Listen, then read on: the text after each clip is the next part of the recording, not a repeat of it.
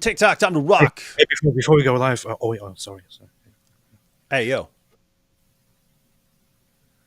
Well, yeah, I wanted to quickly mention What? religious instructions from Israel. But anyway, You got the instructions? Hey, where's we my can talk about shekels at, man? I didn't get my monthly shekels at all. I get 1 shekel. Hey, I'll be like that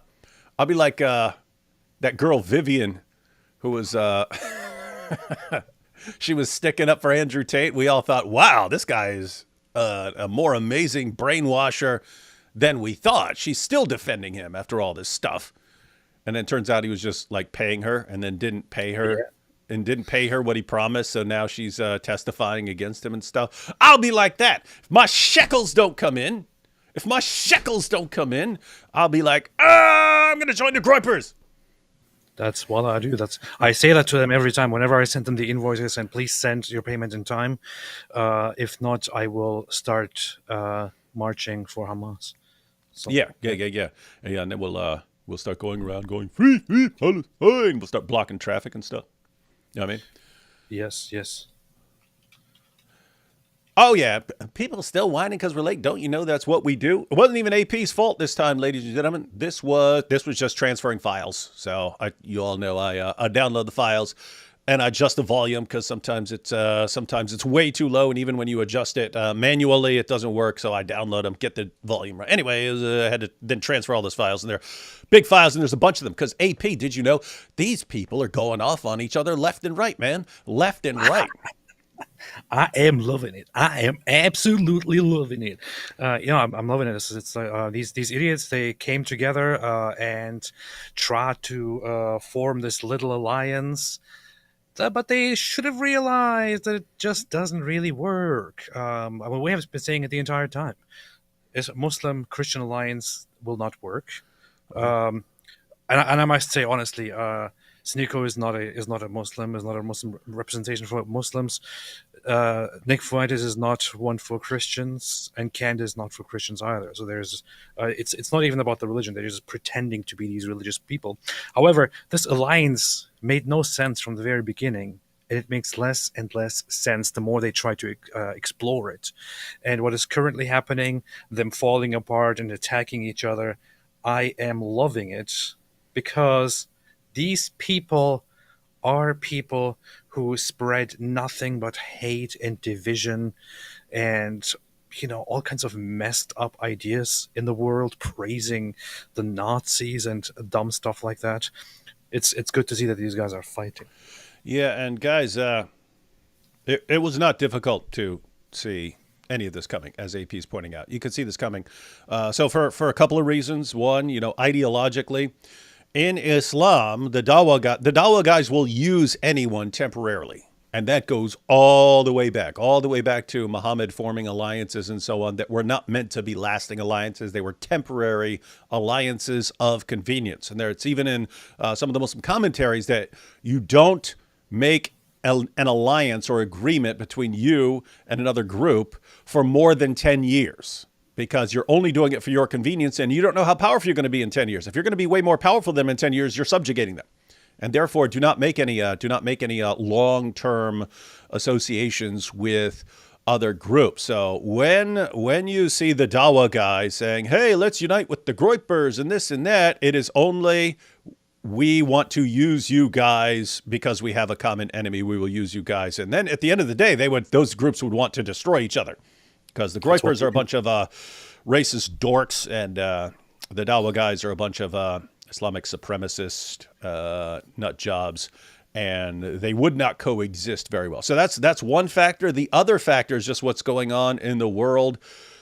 You have basically people feel like they're being attacked at all times now, and the tendency is to, one, join a group for your own protection. Two, there's a tendency to try to make alliances with other groups. But when you have your group, and then you think, oh, we'll be even stronger if we make alliances with other groups against this group that we really don't like.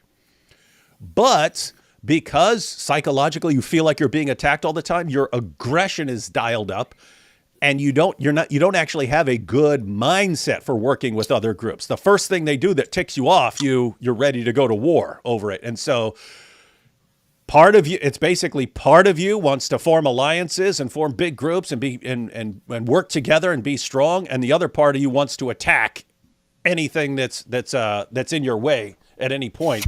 And so you form the alliances, and the alliances break down. You form the group breaks down. That's what everyone's going through right now, and we get to watch it right in front of our faces. Solomon here says, Nick Fuentes owns you. Dude, Hey, Solomon. Go ahead. I was just going to say, like, up until the first time I saw him was like a clip of him like walking into a hotel in Florida or something like this, because was that when he was going to go see Trump or something like that? And then he was on the new Kanye team when Kanye lost his mind, and then it was Nick Fuentes and Milo were going to be his new sidekicks, and we were just thinking how evil. You could tell that Kanye is in a really bad psychological place right now. And these guys are using it to their advantage. So disgusting individual who would do that. That was my kind of first impression, actually seeing him in action. Horrible, awful, evil individual. But you actually see it in the clips we're about to watch, guys. We're about to go. We're going to watch clips of Sneako and Candace Owens and Nick Fuentes blasting away at each other, and Nick's acknowledging it. Yeah, I just wanted to kind of, work with the Muslims for a while so we could go after the Jews. But this isn't. They're being mean and trying to give dawah to me, and I don't like that. Right?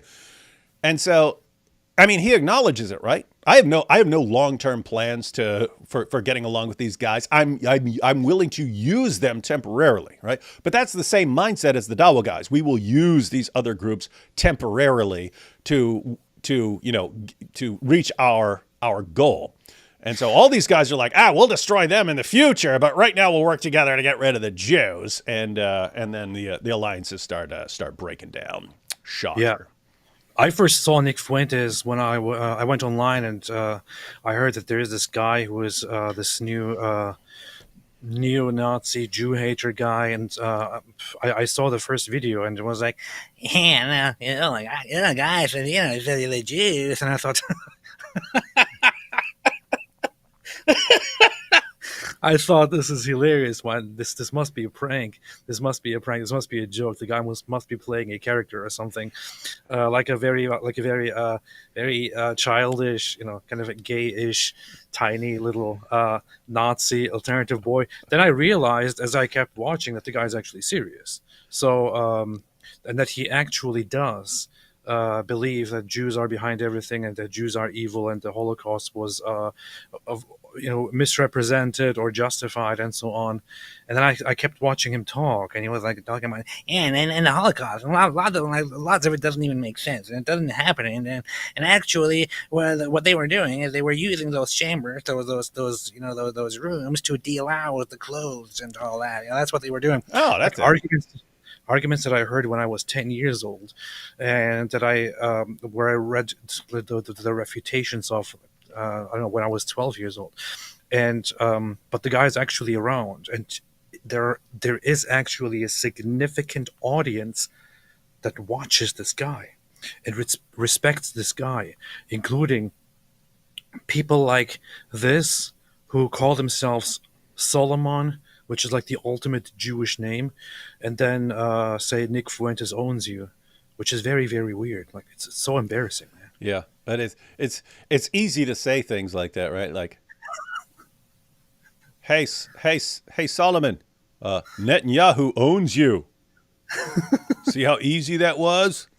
The IDF owns you in your face. Ooh. Oh, no. Ooh. No, come to think of it, I actually saw Nick before that. I saw him in this movie called it's called Nick's Big Adventure, when some dude stole his bicycle, and he had to go around looking for his bicycle, because he had this really awesome bike, and this dude named Francis had stole it because he had the coolest bike. And anyway, then he thought it was like underneath the Alamo. There's no basement in the Alamo and so on. Anyway, he eventually gets reunited with his bike, and so that was Nick's big adventure. And then matter of fact, I saw him in a movie. It was called Revenge of the Nicks, and it's basically he went to college, and all the jocks were picking on him.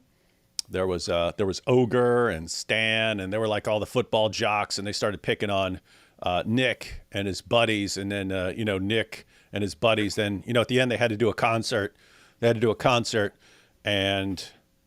they eventually beat the jocks. To Nick's credit, they actually beat the jocks. And then there was this movie called Napoleon Dynamite, and he was going around this little place, and anyway, he helped his friend Pedro win at school, and matter of fact, before that, he was on this show called Nick's Family Matters, but he was this little nerd who lived next door. Anyway, we've seen Nick a lot, but he's always been very anti-Semitic. I said this before jokingly, but I was actually totally serious. I would think if there was a way to bring Hitler back, revive him, bring him back, and then then introduce him to his representatives today, the main audience, and if he saw Nick Fuentes, for example, he would probably ask for the gun again and kill himself one more time, and take the cyanide pill. It's so embarrassing. Embarrassing. And it's like pretty lame. The representatives of these people are people who use pseudonyms, who use frog images as profile pictures, Bunch of winners. Who post anime things, who sexualize anime stuff and satisfy themselves to cartoons. It's so weird. Like this is what the great Nazis are. Hey, it would be both sides that were fighting back then if they were around today. Like if you brought back Churchill, any of the World War II leaders or the people who fought in World War II, and you bring those back. So the Allied powers, if you brought them back and said, "Look around, this is what you fought and died for," they'd be like, "Well, are you kidding me?" But if you went to the German side and said, like, "Hey, look what things have become for your side," either side would be like, "What? This is what's become of the world." Oh boy. Hey, look what we got. So Solomon said Nick Fuentes owns you, but we've got the refutation here. Primus says David and AP own you, Solomon. Ooh, snap. Burn. There you go. So many video clips to watch. Not sure what to go with first. So we've got Nick, we've got Candace, we've got Sneako. Perfect. I'll be right back. Keep going. Probably start with guys. We'll probably start with Nick Fuentes versus Sneako because they go back and forth a little bit. Take these first couple super chats since AP had to run and pee apparently. God bless you boys. God bless Israel. Good night. Good hearing from you, Snudgewick Ayatollah. The alliance was the perfect move. Fear the wrath of Shia crickets, you weakling. That is true, Ayatollah. Eunuch says 0.2% of the world's population wins 22% of science Nobel Prizes. Yep, and 65% Christian. And a super high percentage of Dawa guys. Name one Dawa guy who's ever won a Nobel Prize in anything. Candace is so deranged she thinks Saruman from Lord of the Rings is based on a Jewish story in the Bible. Crazy Candace. Hey, here's the thing. So Cam here just said Candace is so deranged she thinks Saruman from Lord of the Rings is based on a Jewish story in the Bible. Crazy Candace. The sad part is I can't tell when people are joking about the stupid stuff she said. Like, I don't know if this is like a joke, like a dumb joke. Haha, she's so dumb she thinks this. Or if she actually says that in a video because she says really, really stupid stuff like that. You don't even know because the stuff she says is so absolutely stupid. And that's what's amazing, that she forms this alliance with the Gropers. And then they turn on her, and they're turning on her for being so stupid. That's just what Nick's going to say. She's so dumb. She's so dumb. She's so wrong. She's hurting the movement by her stupidity. This is amazing stuff, man. All right, ready to jump into this? What's up? The good thing about having had this knowledge and these thoughts about Candace Owens for a long time, I always thought that she was full of dumb logic and I can bear witness. You've been saying this for years. yeah, I've been saying that she's a complete idiot and so on, which is why I am not surprised by all the ridiculous things that she's saying today. She's just become a little bit unhinged and more open about what she actually feels, and she has been very much influenced, as it seems, by her more so deranged and collaborator husband. So that's what it Hey, looks like. what do you actually Well, think? Because sometimes you can make pretty reasonable predictions based on what you know about people. But Candace, over the last several months, has, I I'm a mean, prophet. What are you talking about? she Yes, go ahead. had she had a pretty nice job with the Daily Wire, burned that to the ground, but she still had a huge following. And now she got demonetized from YouTube. Keep in mind, it's always, there is an appeals process and so on. So she might get back in their good graces. And I don't see why they wouldn't be willing to work with her. You're talking about if she gets whatever it was, 100 million, or no, it was like 60 million or something like that views per month. I mean, YouTube is there to make money, so they like running ads on people's stuff. So I don't know what's going to happen there. Anyway, point is, she's fallen a lot this year in terms of revenue and so on. So she lost her big contract and then demonetized and now got 3 strikes and so on. Um, at this point, some people would step back and say, I need to reevaluate and modify my approach because I'm losing ground too fast. I'm losing ground too fast. I need to calm down, take a step back, change, redirect my course a little bit right now. Or you can just double down and go even more off the deep end because you're like, now you got. In other words, once certain bridges are burned, whether because of you did it deliberately or someone else did it because they don't want to be associated with you anymore. Sometimes people are controlling their craziness because they want to keep the bridge going. And then when someone says, okay, you're no longer working with us, it's okay, well, now I can go more off the deep end because I was actually restraining my behavior to stay, to work with you guys. And so I'm not working with you guys. Now I could go even more off the deep end. And oh, now you're cut off here and you can only be on Rumble. Okay, well, now I need to watch what I say even less. So anyway, I'm actually wondering, is she gonna tone it down and try to get back with everyone? Or, I mean, at least, for most of her followers, a lot of whom think she's going crazy, or you just double down and go off the deep end even more. Don't know. I will say, from how I see it, from what it looks like to me, that she will not turn around and change her mind and have a change of heart and start being reasonable again or tone it down. I think that she is. So one issue is there is the family background. She is in a marriage, and now also because of that, in some deep connections and religious circles and all of that, which give her the motivation and the safety to be completely unhinged and a contrarian in her own mind, and to, I mean, honestly, this is a little bit judgmental and a little bit humiliating and not something that I really like to say, but she simply is a cliche of somebody who doesn't have a mind of her own and who just seemingly is influenced and repeats whatever her husband believes in and tells her. That's what it looks like, and that guy is a scumbag. So and they have ties with, I don't know, Andrew Tate and all the other scumbags that are around in Europe.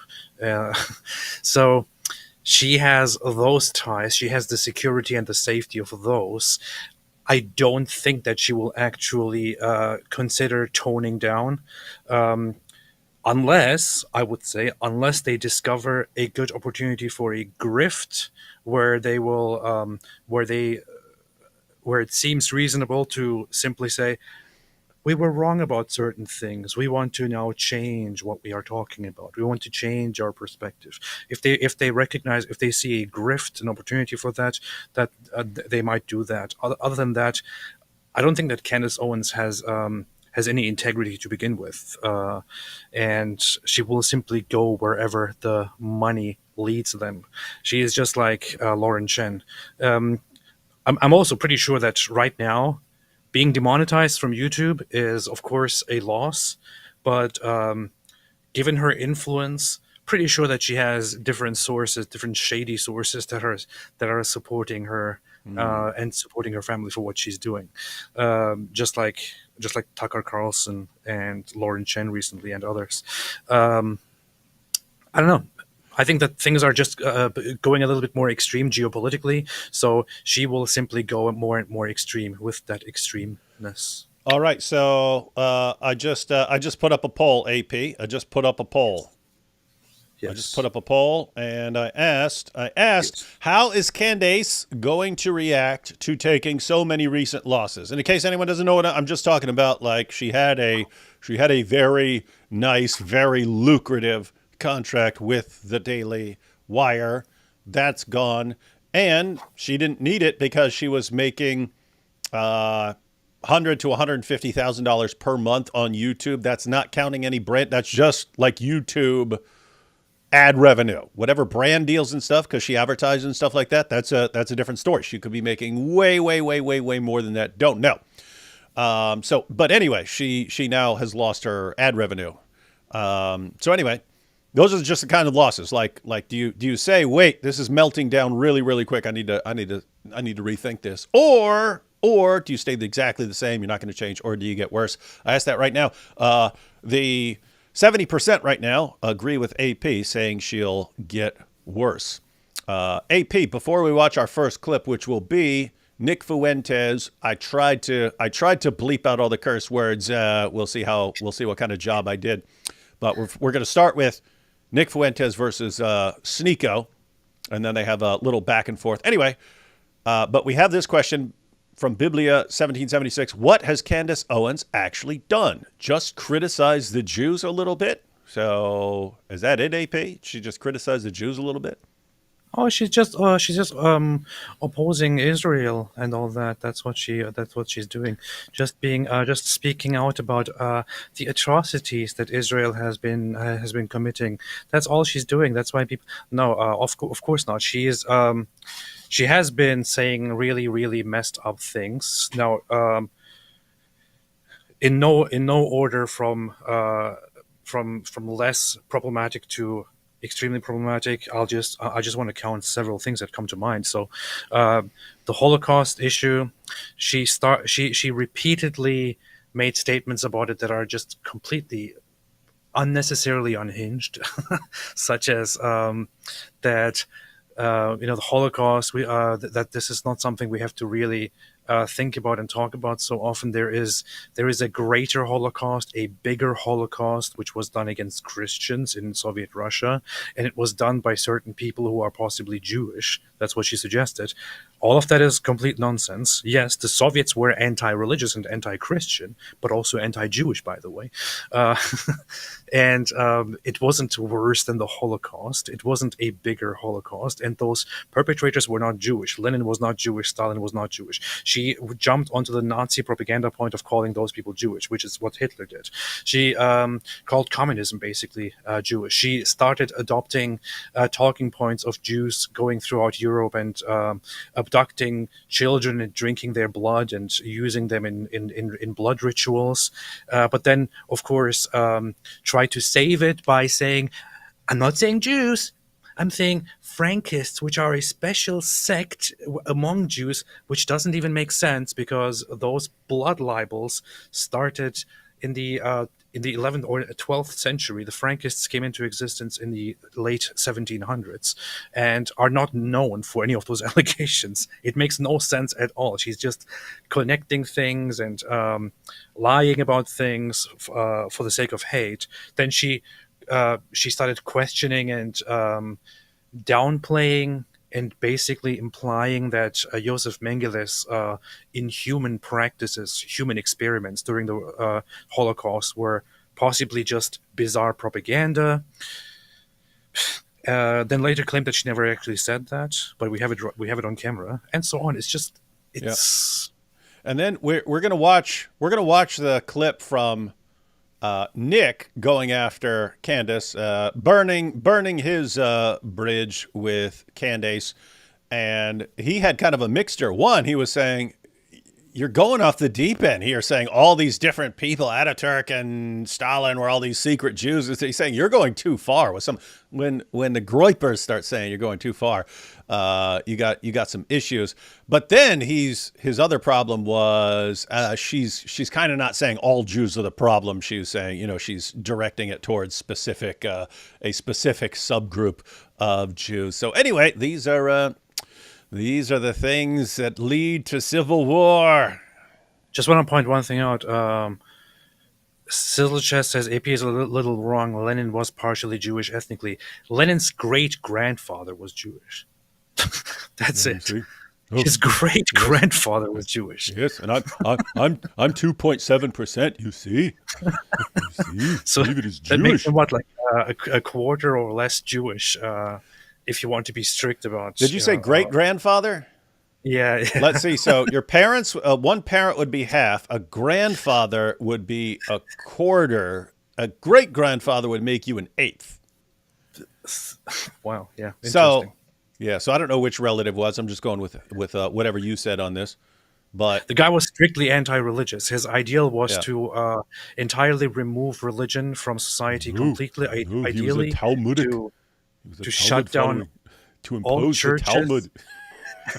To shut down all churches and Christians. All other houses of worship.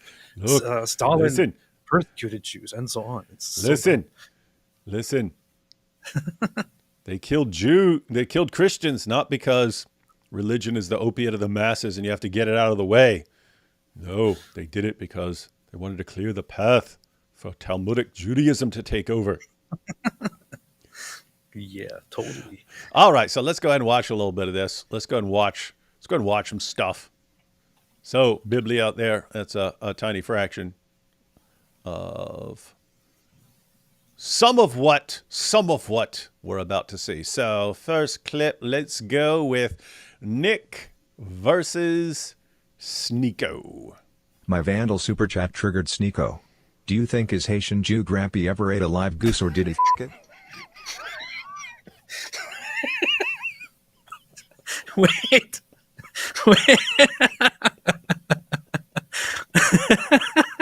Wait. Wait, the super. I didn't. I bet most people did not catch that because I was editing. I couldn't understand what the heck it was saying because it's got the robot voice. He's got some sort of software. And then, but yeah, so it's a question about Sneako. So my Vandal super chat triggered Sneako. Do you think his Haitian Jew Grampy ever ate a live goose or did he hump it? Both? Abby, assuming he went to the fact that he went to a casting couch at Sneako's studio in Miami Beach. What is this? I don't even know what this is. I'm assuming this is connected to something else that was going on in the live stream or something. But anyway, there's a comment asking if Sneako's Haitian Jew grandfather ate a live goose or humped it, and then they connect it to something with Sneako's casting couch in Sneako's studio. So I have no idea what this is referring to, but actually the fact that this clip starts off with this. Oh boy. Wow. Wait, does anyone know? I'm looking at the chat here, seeing if anyone actually knows what the heck this is about. Just typical Nick Fuentes audience, I guess. Yeah. Goat Tripper says he graped it. Okay. They ate the dogs. Now we're talking about eating the dogs. They're eating the dogs. They're eating the cats. Ayatollah Khomeini says, not the Haitian Jew Grampy. Oh boy. All right, we need to watch because Yeah, I can't. I obviously can't stop every time there's something hilarious because a bunch of this is going to be hilarious. Anyway, I'll go ahead and start that little bit over again. For some reason, the robot voice makes it harder to understand, but then once you understand it, for some reason, it makes it funnier. I don't know. Here we go. My Vandal super chat triggered Sneako. Do you think his Haitian Jew Grampy ever ate a live goose or did he it? Both. Obvi assuming the Gosling went to a casting couch at the Elder Sneako's studio in Miami. And then it's Gosling. Gosling went to a casting couch. I don't know what's going on. And anyway, then Nick cuts it off here. He says that's enough. That's his buddy. Right. Never made it out alive either way. Come on now. Listen, I like Sneako. Don't got to get personal. But yeah, he does attack white people. It's really interesting. The Muslim Christian thing, it worked for a little while. Here we go. It's really not working anymore because guys, did you catch that? He's going to say a bunch of stuff that's not terribly important, but right there, the Muslim Christian thing, it did not work very well. It worked for a while. Check this out. Come on now. Listen, I like Sneako. Don't got to get personal. But yeah, he does attack white people. It's really interesting. The Muslim Christian thing, it worked for a little while. It's really not working anymore because the Muslims can't leave us alone.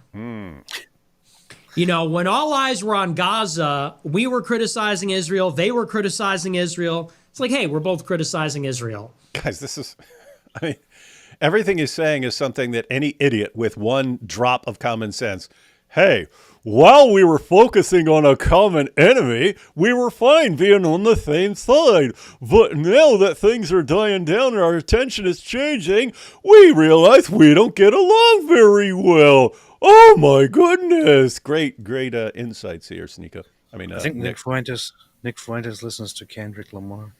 But the thing is, he mentioned one thing, which is that he attacks white people. Pretty sure what he means there by Sneako attacking white people. Pretty sure what he means there is just that Sneako started having this rant about how white nationalism and white supremacy and all that, and racial pride, racism, that it's all nonsense and it's all BS and all that. He had a rant about that. So he didn't attack white people. He just denounced and ridiculed and attacked white nationalism, which of course translates to him as attacking white people. That's seemingly what's going on. In fact, he points out that's what Muslims end up complaining about white nationalists and stuff, or white supremacists or something like that. So it's, wait a minute, I thought we're going to be going after the Jews and we're all going to be on the same side, but these guys have a problem with white supremacists. What's going on here, Sal? This isn't going to work out, guys. All right, here we go. But you know what I wonder sometimes? Oh, what's up? If Jesus came and stood next to Nick Fuentes, and Nick Fuentes talked to him about the things that he's proud of and what he's fighting for right now. And I just want a white nation, and I don't want to mix with these sand beep and these other ones, and coming and doing this and this and that. We're Christians, and we're supposed to be white, a white nation. I really wonder if Jesus would react to that with happiness and pride and say, "My child, you're doing a fantastic job. You're doing exactly what I would want from you. I am proud." Blessed are the white supremacists. Blessed are the racists. Blessed are the white supremacists, for theirs is the kingdom of America. If Jesus was alive today, Nick Fuentes and his fans would probably make memes about Jesus and replace his face with that frog, with that Jew meme that goes like this, and they would mock Jesus like that. They probably would. But here you have him, ladies and gentlemen. I give you Nick Fritos. This is off of Israel. Now they can't stop attacking us. Muslims are always attacking white supremacists, white hillbillies, white this, white that, and Christians. They're giving us doubt. He tacks on Christians at the end. They're always talking about the white supremacists and the white hillbillies and the white nationalists and the white monarchy, and they're attacking all the white. Oh yeah, and Christians. Wow, they're trying to convert us, and So it's just not a two-way street. It worked for a little while. It's not working anymore. So yeah, I'm not really feeling the love from a lot of them. And you know, they come to you grinning. They want to be your best good friend, and then they're blasphemous. Then they're disrespectful. Then they're trying to convert you. What in the world did you expect? What did you expect? Making an alliance with Muslims who are, as we all know, as anyone who knows Islam, who are, if they are religious, blasphemous from a Christian perspective, toward a Christian perspective. What in the world did you expect? These people are so dumb, man. Yeah, Nick. I mean, seriously, it's the exact same thing with like queers for Palestine. Let's say, right? Like, suppose queers for Palestine. We don't ever actually want you to come under the control of the people you're aligned with, because they will freaking execute you. That's what they will do if they ever get their way, right?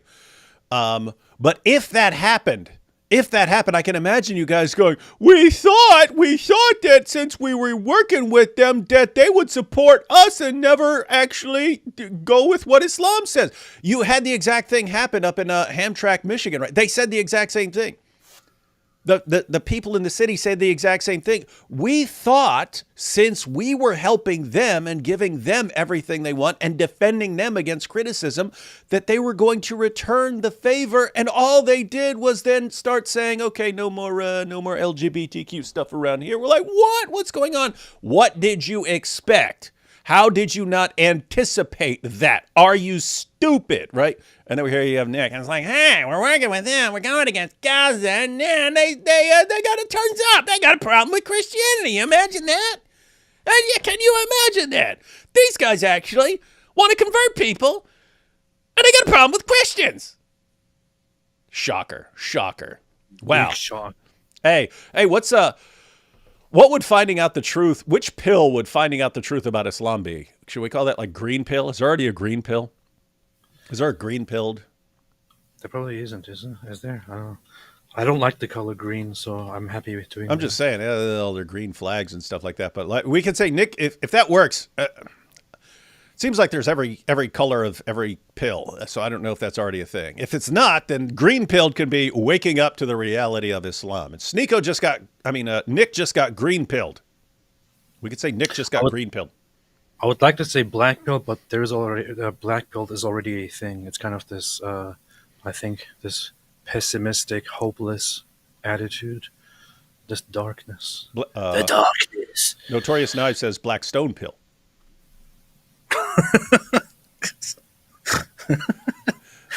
That's back to Nick. Yeah, so that's kind of not friendly. So it's not friendly to try and convert. I think that whole arc is kind of over, at least for now. Maybe when the war in Gaza heats up again. And look, I never said we're bound to them for life. I said, look, we're both criticizing Israel. Let's work together. Keep in mind, he's acknowledging he was actually forming the alliances. He said, I said, hey, we're both against what's going. Let's unite. Let's work together. Let's be on the same page. And then shocker, things aren't going the way I thought. But I mean, look at what he just said. When things heat up again, maybe we'll reestablish this alliance. So he knows it doesn't work. He knows they can't get along. But hey, if the Jews become this big issue again, we'll all unite temporarily again. He has like the same mentality as the Dawa guys, like exact same mentalities. Mutual manipulation and using each other. Interesting. Good basis for long-term relationships. But clearly it's not a two-way street. So in light of that, I'm leaning out of that a little bit. May lean back in the future, but for now I'm leaning out. Talking about leaning into Islam. It's going to be a little obnoxious. You know, I'm chatting with my friend Sneako. It turns, he's giving me dawa. I don't want your fucking dawa. I don't want your fucking dawa. He's giving Nick dawa. So basically you're a Muslim. I'm not a fucking Muslim. Listen to what he just said right there. Oh, but you're basically a Muslim. You're basically a Muslim. Guys, he's actually making fun of the Dawa script. And it's the same script. It's the same script they use about Jesus. They'll say, hey, did Jesus submit to the Father? Yeah. Oh, so he submitted to God. Yeah. Well, that's what Muslim means. He's a Muslim. Ha ha. And then he's pointing out Sneako has done the exact same thing with him. Well, you're a Catholic, yeah. So you believe in submitting to God, yeah. So you're a Muslim. You're a Muslim. You're a Muslim. You submit to God. See, that's what Muslim means. And he's literally like just completely mocking that entire Dawa approach. He's mocking the Dawa script right here. I'm gonna back this up because that was just funny. This is kind of funny. I mean, if this guy wasn't the ultimate scumbag, I would totally clip that and use it. All right, so here we go, ladies and gentlemen. One of the rare times where we'll actually agree with Nick on something. Out of that a little bit. May lean back in the future, but for now I'm leaning out because it's really it's going to be a little obnoxious. You know. Oh, but yeah, I'm playing this again because Sneako's actually going to react to this. And he's going to start mocking in return. Ciao, my friend Sneako, it turns. Oh, he's giving me dawa. I don't want your fucking dawa. I don't want your fucking dawa. He's giving Nick dawa. So basically, you're a Muslim. I'm not a fucking Muslim. I'm not. Nor will I ever be a Muslim. Never be. Never say never. So thank you, but no thank you. You know, I feel like I'm at the pyramids. You see these videos where the guy goes to the pyramids and they're like, my friend, look, my friend, it's free. I give you this. It's like, get the fuck away from me. Get the fuck away from me. I don't want your beads. I don't want your fucking carpet. I don't want your dawa. He's comparing dawa to like guys who try to sell you trinkets and stuff. If you go try to sell, but it's actually accurate, isn't it? It's actually it's a good analogy. Yeah. It is quite similar. It is part of that culture to be like that, to be sneaky and to be a little bit Sneako, to be a little bit sneaky and to be a salesman like that, to approach you with this whole dishonest. Oh, my friend, this is only for you. This is special. Yeah, this is a good deal. Good deal. Just for you. You're my friend. Only for you. Nobody else. I like you. Somebody I like you. Wanted to buy this, but I didn't give them. I will give to you, and so on. It's like this whole attitude, which I always. Really thought was so slimy, but that is true, and he's actually making a good analogy there. This is a good analogy. So Nick, yeah. as revolting as we find you, this is actually one of the best analogies you could come up with for what dawa seems like. It has the same kind of vibe to it. Like, oh, this is you. Hey, you're a Muslim. Yeah, you're a Muslim. Yeah, come on, be a Muslim. Just say this. Just say this. Just say this. Just say la ilaha. Just say this. Just say la ilaha illallah. You just say it. Just say that little part, right? So you just say it, right? Just buy this. Nick, just buy this. This for you. No, for you. For you, it's free. Nick, I think that was pretty good insight. Pretty funny. That said, I still think that you could consider following in Hitler's example.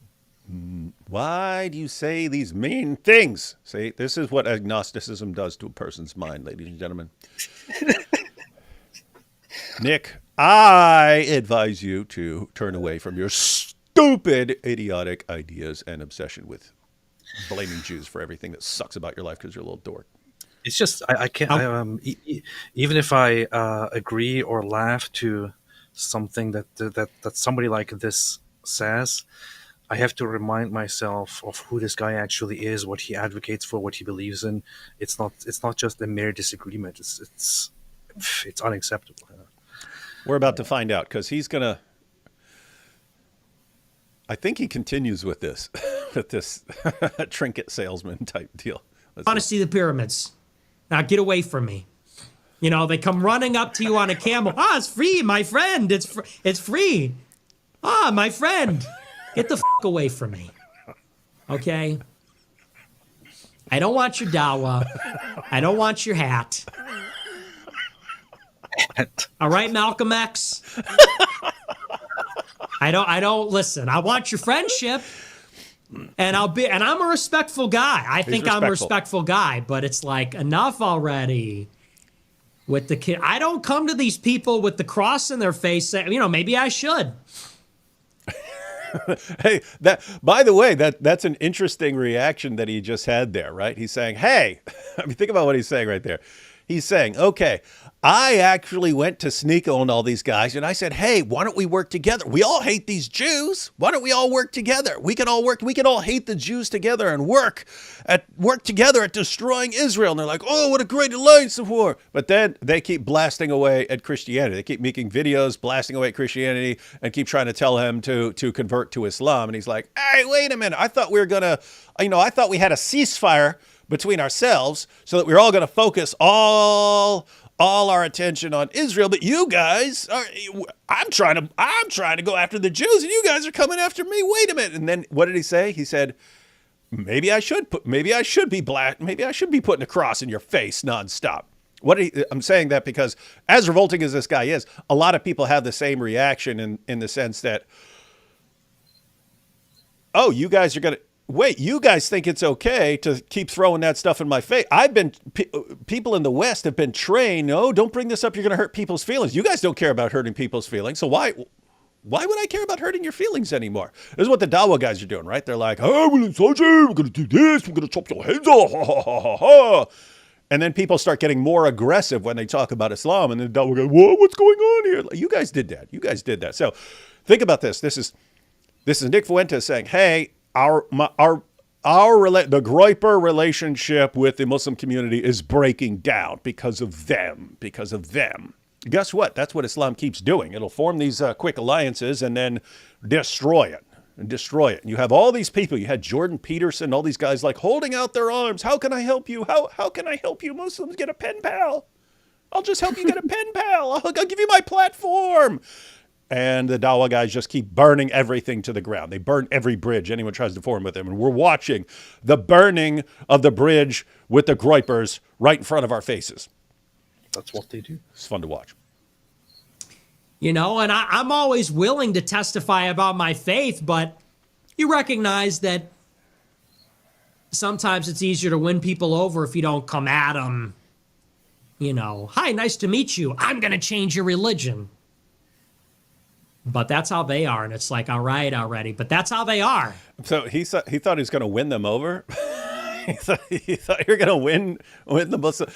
You thought, hey, you thought that he was going to actually win them over by not being in their face. And so, what? How is this going to happen, Nick? First of all, good little screenshot there for a thumbnail. Nick, you thought, hey, I'm going to unite with these Dawa guys, and then we're going to blast Israel. Once we get Israel after that, these guys are going to convert to Christianity because I stayed out of their face the whole time, and they're going to respect that. What planet does this guy live on?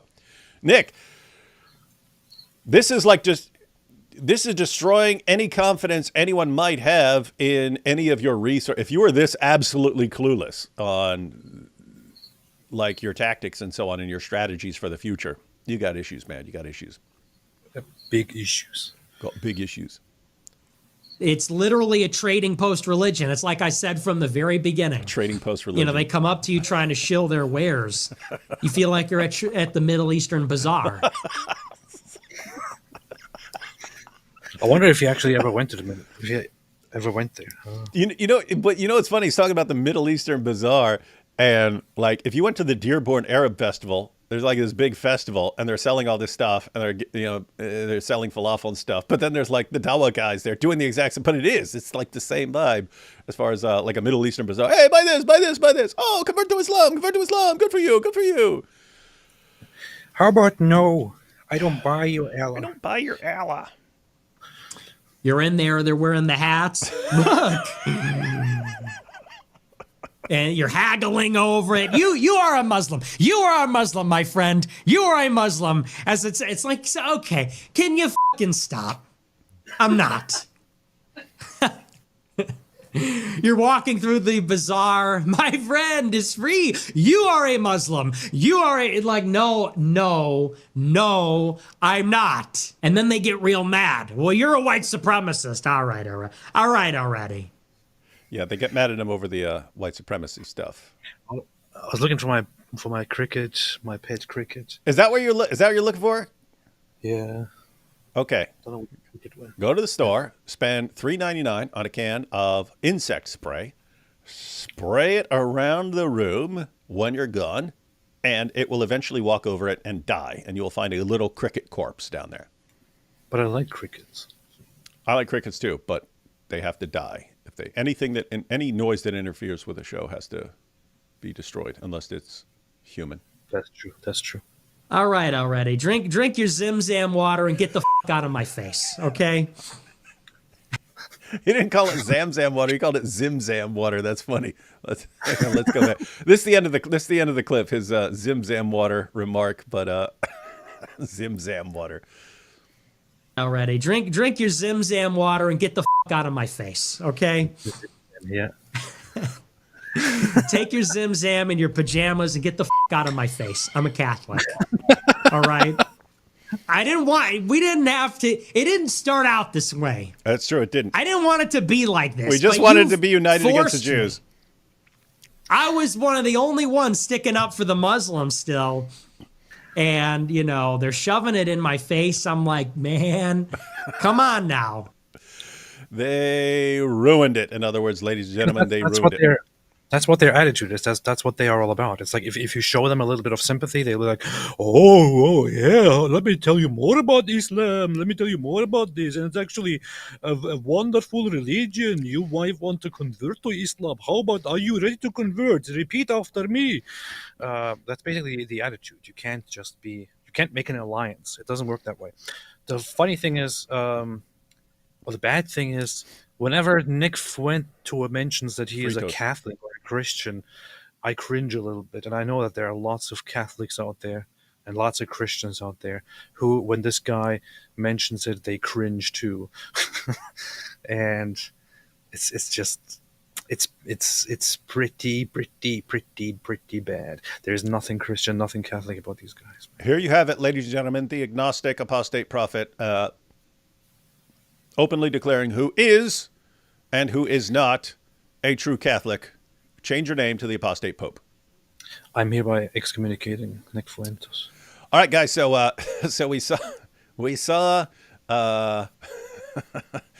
Nick's remarks there. Sneako's actually going to react to that. I got a short clip from Sneako. I just pulled this off Twitter because it was circulating that Sneako reacting to that. So it may have been a much longer reaction. I don't know. I got the clip. So we're going to check that out in just a second. We'll take a couple super chats and then we will check out Sneako's reaction to the Zim Zam water remark. And Sneako is not pleased with that. David, thoughts on Reformed theology? Well, I'm not Reformed. And it's like lots of other positions in that I can see certain things and go, hey, you got a good point. But I see some issues as well. And so it would be coming to some sort of official decision. I'd have to do a ton of research and never gotten there yet. We need someone to debate Candace with facts. That would be a good idea. We do. And Gabe here said something similar. Says, I really want to see an AP versus Candace debate. I doubt that it will ever happen, but I would like to. I think I'm going to reach her through some channels and offer it and see what happens. But I'm pretty sure it's never going to happen. So I'll tell you what to do. Get back to making regular videos. Your subscribers will go through the roof again, and then you'll get to 1 million followers, and then you can say, hey, I have 1 million followers. Why won't you debate me, you chicken? Are you chicken? Candace is yet another foreign migrant leeching off the hard-working native Brits, said. Yeah. Very rude. She married you guys, and she married a guy who was friends from his youth with Andrew Tate, and that explains a lot of things about Candace. Let's see. I liked what Christian Prince said about Christ as King phrase. Christ is more than a king. He is the King of Kings. That's true. AP is secretly in love with Candace. The Jews did it. Yeah. David, how dare you disrespect Allah? Allah will punish you. Allahu Akbar. I didn't. Just to be clear, I didn't disrespect Allah. It didn't happen. Allah is making noises somewhere on the ground here. We believers know that God can change people, like Paul, who persecuted Christianity, then became its greatest preacher. Pray that Candace changes. Yes, we would like to see all the people who are saying and doing horrible things to change. Now, I know this is I know that you might want to have a more optimistic perspective, but there is a lot of, personality has a lot of influence on how a person actually acts in life, early and later on. You could have somebody who commits a lot of atrocities because they genuinely and passionately believe in them, but then they change and they become a better person. With Candace Owens, she is such a dishonest person, and we have seen it again and again. I have seen it again and again. I have confronted her and shown her facts. Others have shown her facts. She simply disregards them and blocks them and acts like she didn't see it and then continues lying. This is simply not a person who is actually after truth, who has no integrity, who has no loyalty to truth. So I don't expect her to really change much. But yeah. Owens equals good example of how far you can go by speaking confidently and sounding smart when in reality you have no clue what you're talking about. It is a dangerous feature of the world that it's the same thing you have with the Dawa guys. As long as you sound confident, you will appeal to a lot of people. Well, guess what? It doesn't just work for the Dawa guys, right? You can do this exact same thing, spout a bunch of idiotic nonsense. And it's similar to like the 99-1 rule that I talk about in Islam, like the Zakir Naiks of the world. They would spout something that is complete idiotic nonsense to anyone who knows, like who has any background in what what someone like Zakir Naik's talking about. But guess what? If 99% of your audience has no clue that you're spouting nonsense to them, but you sound like you know what you're talking about, that's all that matters. You convince the mob, who can then go shout other people down. But it's the same thing with Candace, right? When she's talking about and the Frankists and blah blah blah, and they're eating the little kids or whatever she's saying. Guess what? How many people are actually going to do the slightest bit of research and look this stuff up? None. Very very few. Well, guess what? Then a ton of people just walked away with some massively disturbing ideas. I mean, she was a right-wing diversity hire, basically serving simply as a token black person. Sorry to say it, but that's Did you hear that? AP just said black people can't be conservative. That's it. Gabe says, my favorite thing is telling white supremacists and anti-Semites that Jesus is Jewish. They hate it. Oh, here you go. David, at this point, use the Muhammad hijab voice to impersonate everyone, even atheists and groypers. Yeah, it's kind of funny. Basically, anyone who is using kind of the same approach as the Dawa guys, even if it's someone else. Yeah, if I have someone specific in mind, I'll imitate that person. But yeah, I have realized that I just start using my hijab chest-thumping voice to imitate pretty much anyone who is doing something similar. My fellow viewers constantly make jokes about Candace, but if the Democrats win this election cycle, you can be sure there won't be any of these to watch. What? If Democrats win this election cycle, there won't be any of these to watch? Oh, Candace will be probably even more popular. Because you're gonna everyone who's blasting away at whatever the new thing is going to have a ton of viewers. Welcome, new chatter. Haitian Jew Grampy. Yeah. Haitian Jew Grampy. Pray and fast for a Trump victory. I'm not going to pray and fast for a Trump victory.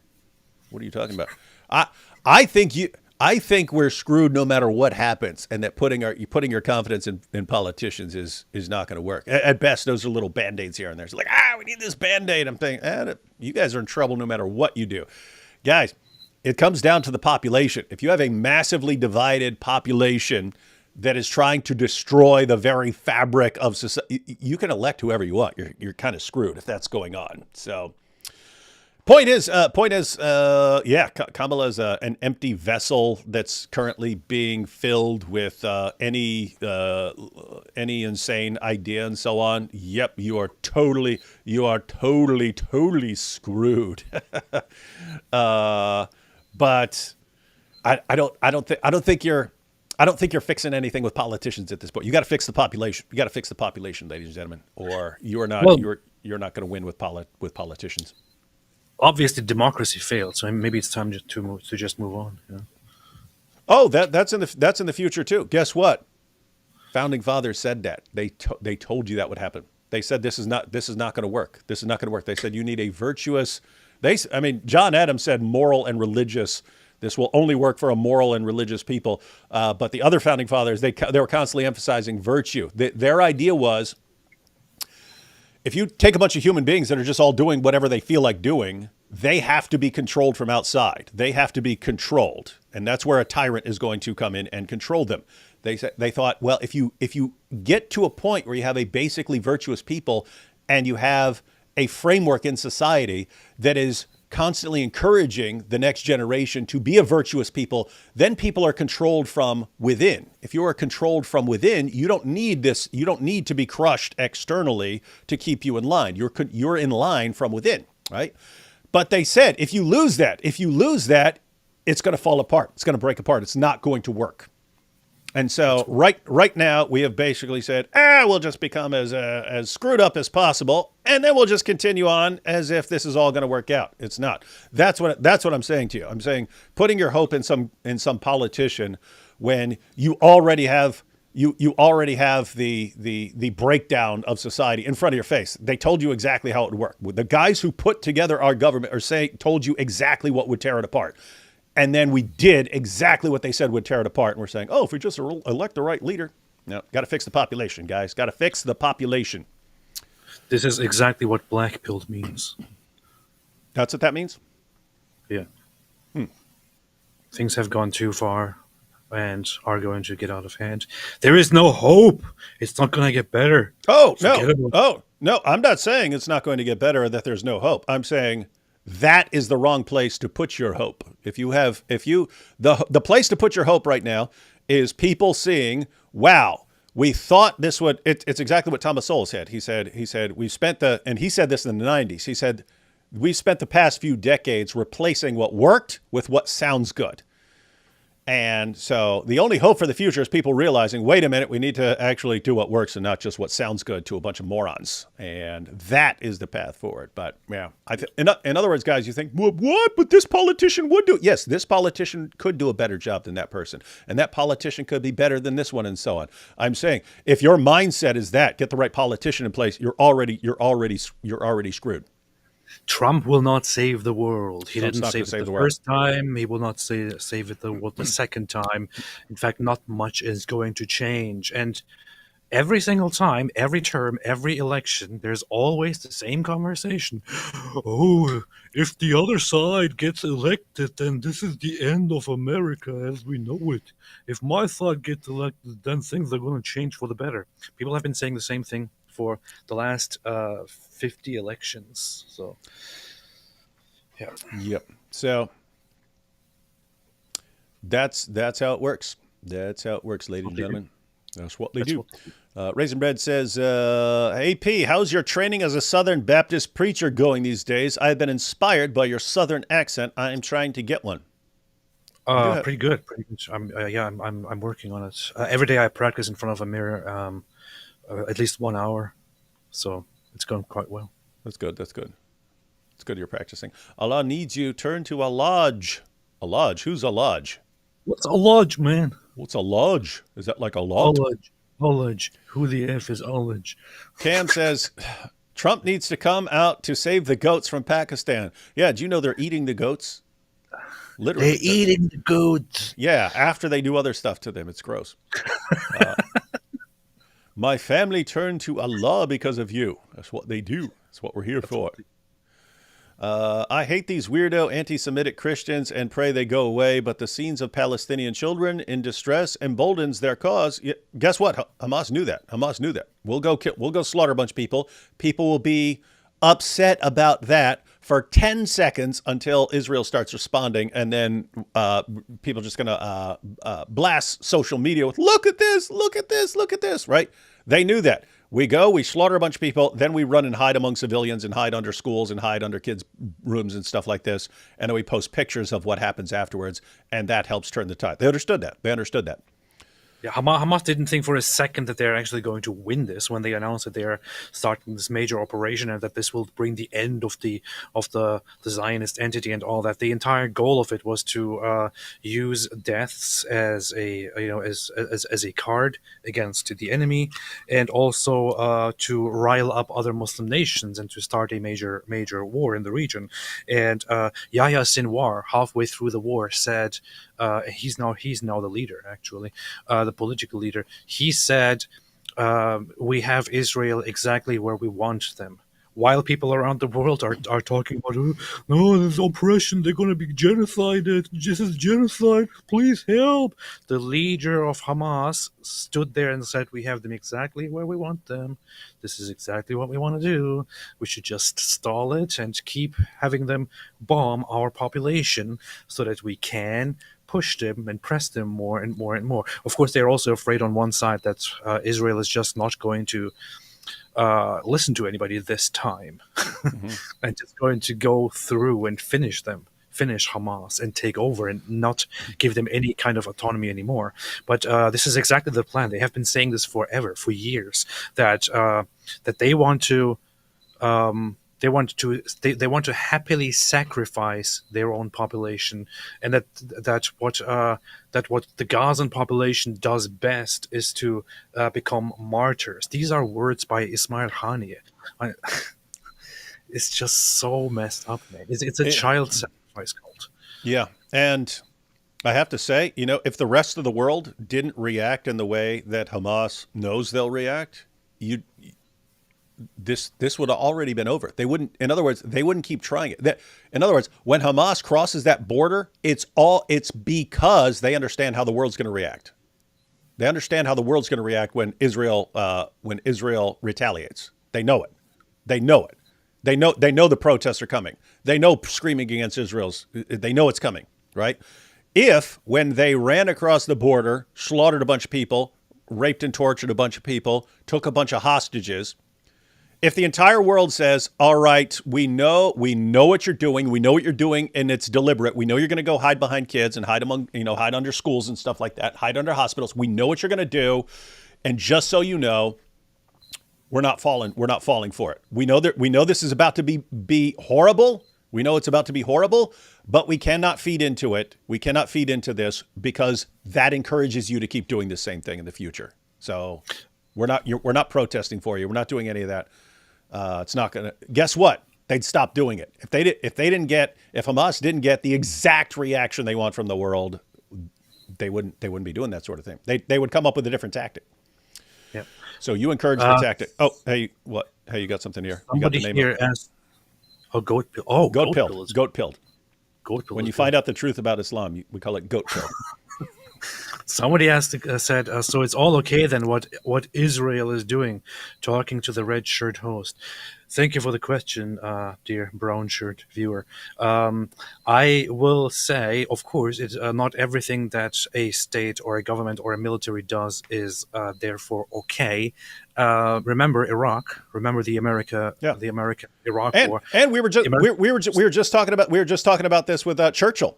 We're saying people say, "Oh, Churchill was as bad as Hitler." No, you can say Churchill was wrong about this, or he did this messed up thing, or this really cost a lot of lives, and Churchill made a really, really terrible, terrible decision. And you can say tons of people who were under Churchill during a war did all sorts of messed up things. And you could say, "Hey, the bombing of Dresden was wrong. They went too far." You could say all of those things, and you could say all of that and still say, "We are really glad that he stood up and didn't back down, and he was ready to fight to the death to stop the Nazis." You could say all of that, and you could say the exact same thing with Israel. You could say they did this wrong, they did that wrong, he made a bad decision here, but you still have to crush Hamas. You still have to crush them. Yeah.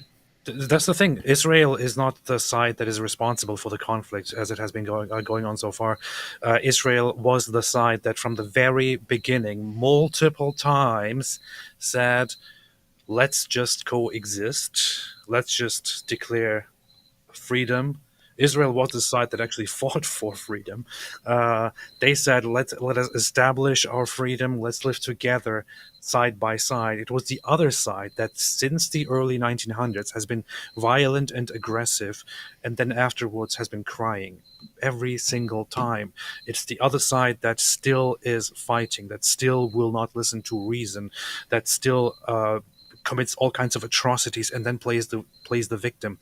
Israel, of course, not everything that Israel does is good, but Israel is forced to fight because the other side asks for it. If the other side didn't ask for it, Israel wouldn't be fighting. So stop complaining about what Israel does.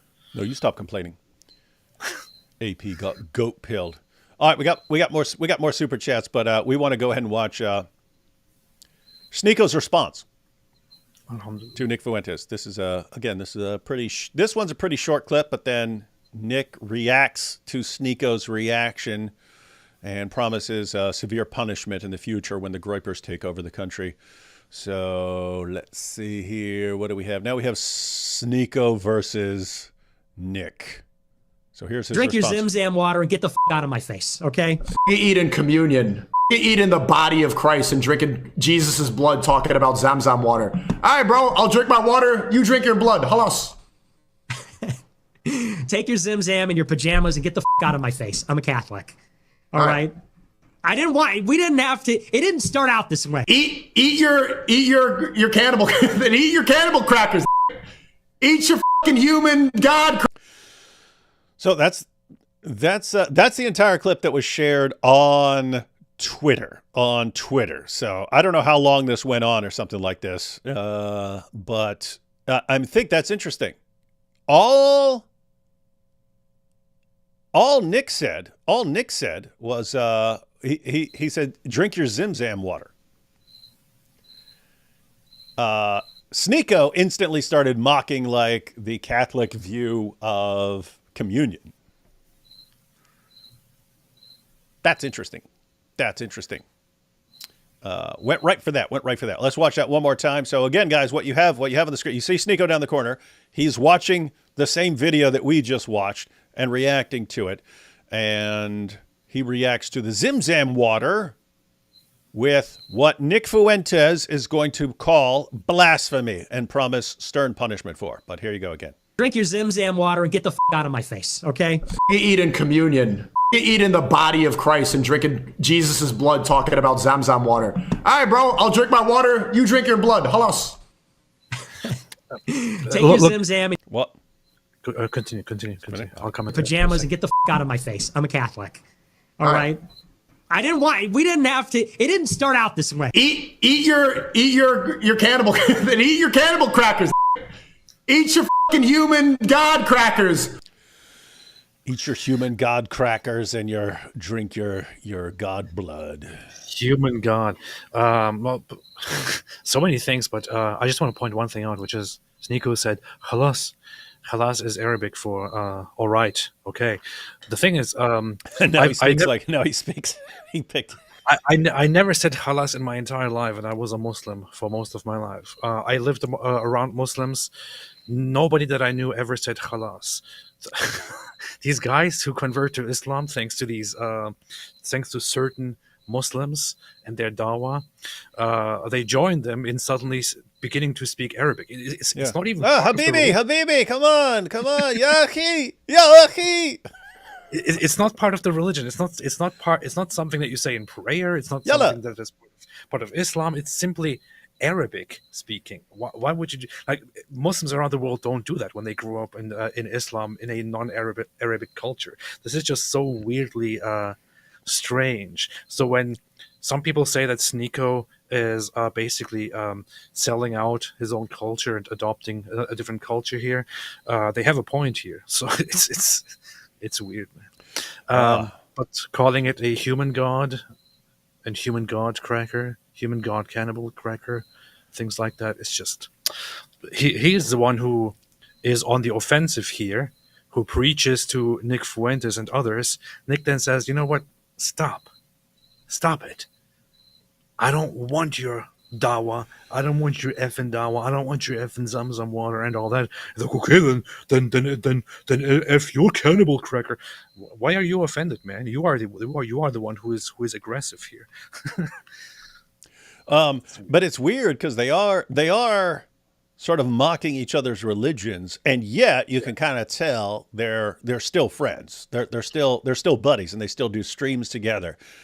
And so they're trying to keep the alliance together against the Jews. The Juden. But I mean, think about this. They're so focused on blasting away at Jews that you can sit there, they can actually like completely just mock each other's religious beliefs and so on. It's like, your religion's stupid. No, your religion's stupid. No, you're blasphemous. No, you're blasphemous. No, you're a pagan. No, you're a pagan. Truce though, while we go after the Jews, right? Yeah, we're good. We're good going after the Jews. That's what unites us. All right, let's jump into the next clip. We have Sneako. No, we have Nick reacting. We have Nick reacting to Sneako's reaction.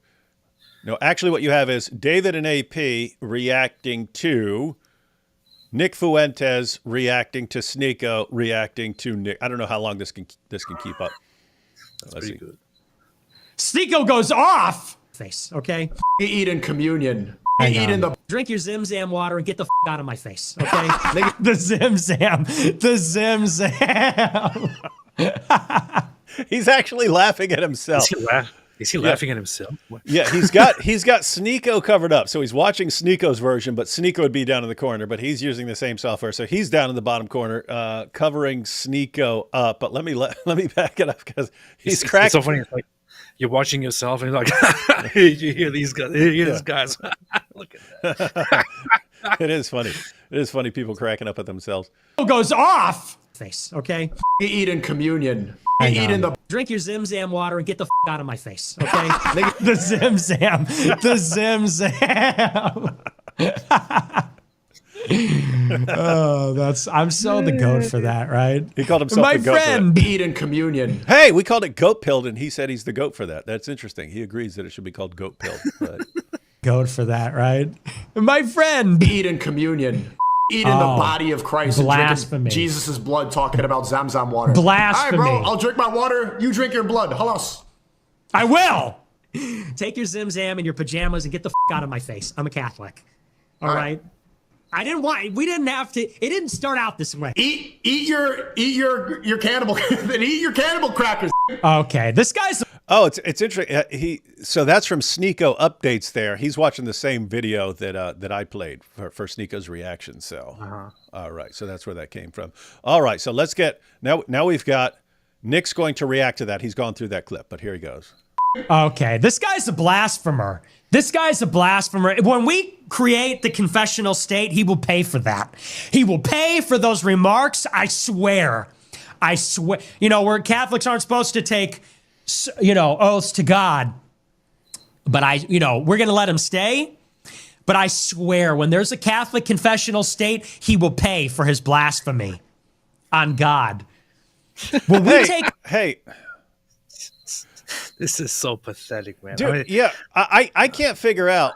See, if he were saying this, if an intelligent person were saying, yeah, when I get my Catholic confessional state and I get my white nationalist, white supremacist, Catholics only state, but I guess Sneako's going to be. He says Sneako's going to be there, so I guess Catholics, white Catholics dominating everything.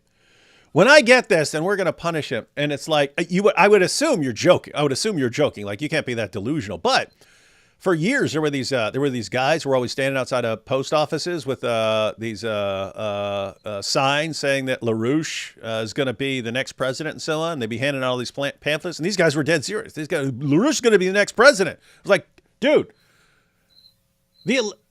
this is years ago and stuff. It'd be like, dude, the election is in like 9 months. The election's in 9 months. This is the first time I've heard about this guy.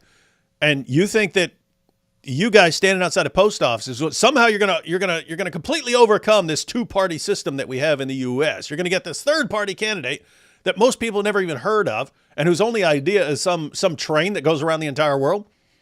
And you guys seriously, they are dead serious. They think that their guy's going to actually win.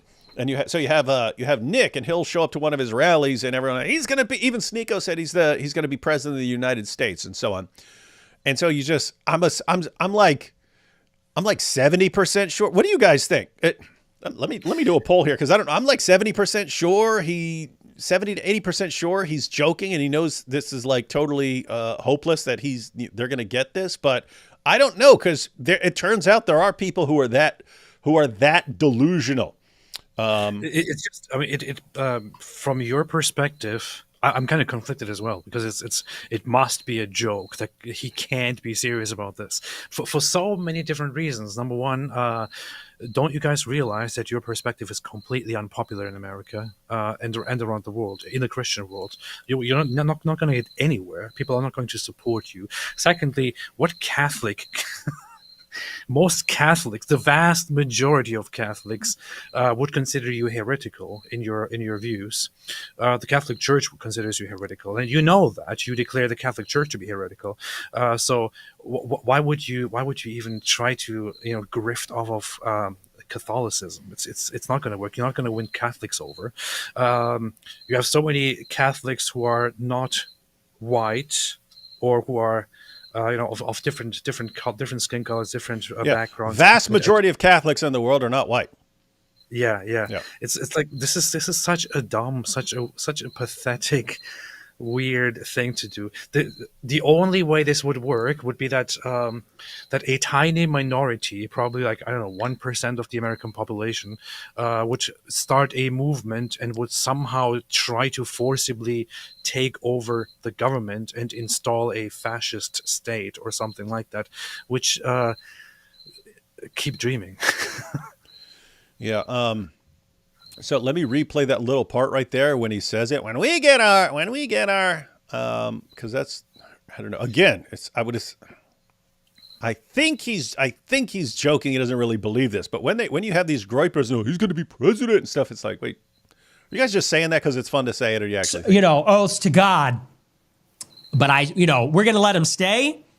But I swear, when there's a Catholic confessional state, he will pay for his blasphemy on God.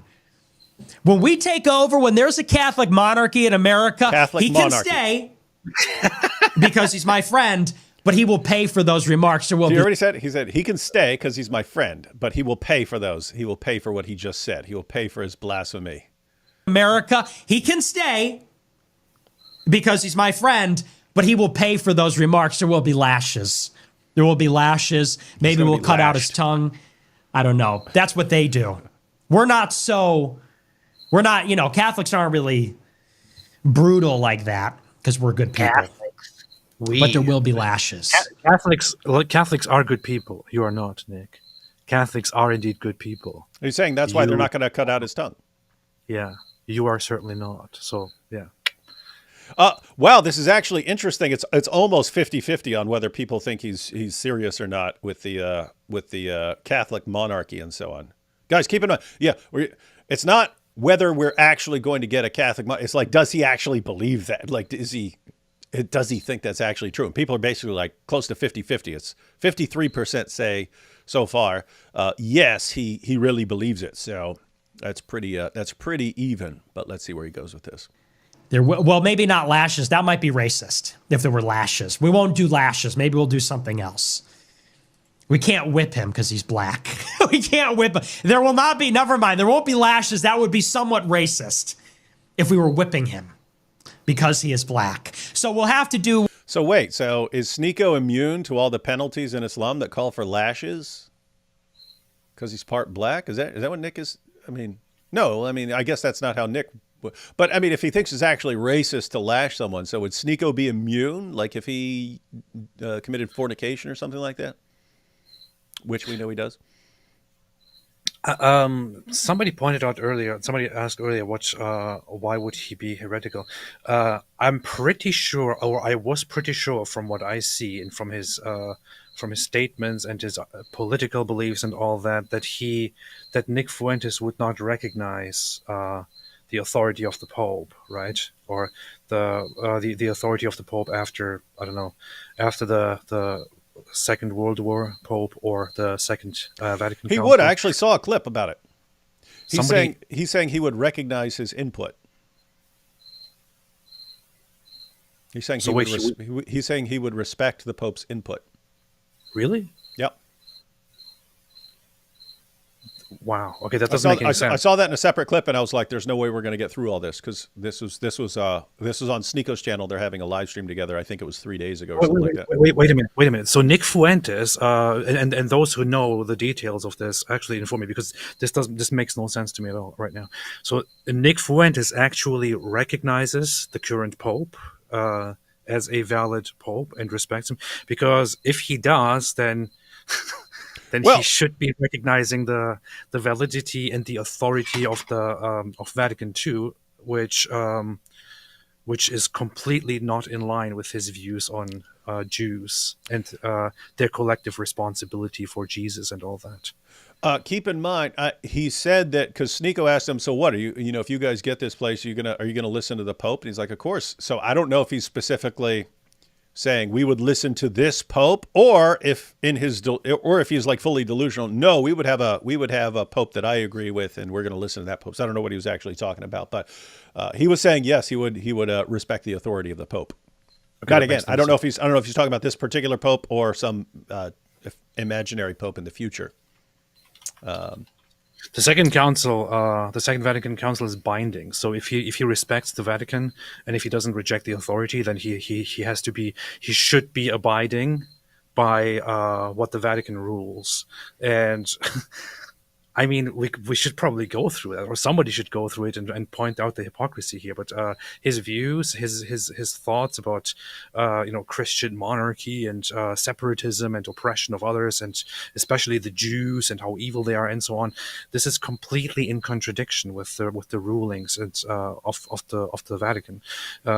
Why is the agnostic one educating everyone on what Catholicism is, and two deciding who is and who is not a Catholic, as you've done? I guess that the situation is so pathetic that an agnostic understands Catholicism better than Nick Fuentes, who claims to be a Catholic. That's pretty weird. Or does he understand it so well that you can't even grasp his brilliance on this topic?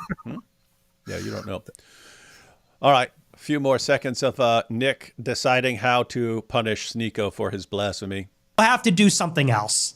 But he will pay for when there is a Catholic confessional state, he will pay for the blasphemy. He can stay. Though he'll get paddled. He'll get paddled, waterboarded maybe, since he's... He might like getting paddled. I don't know. It is what it is. No, but we love... It's a little banter. It's a little banter, everybody. See, I Sneako. love Sneako. Okay. I love Sneako. He's a good guy. I think he has a good heart. I'm giving him a hard time, but the blasphemy, there will be a penalty. And it won't be personal. It's just business. Did you catch that? It's just business. It's just business. So that's interesting. See, he's saying, hey, it's just banter. I love him. He gets to stay because he's my friend. So these guys are friends.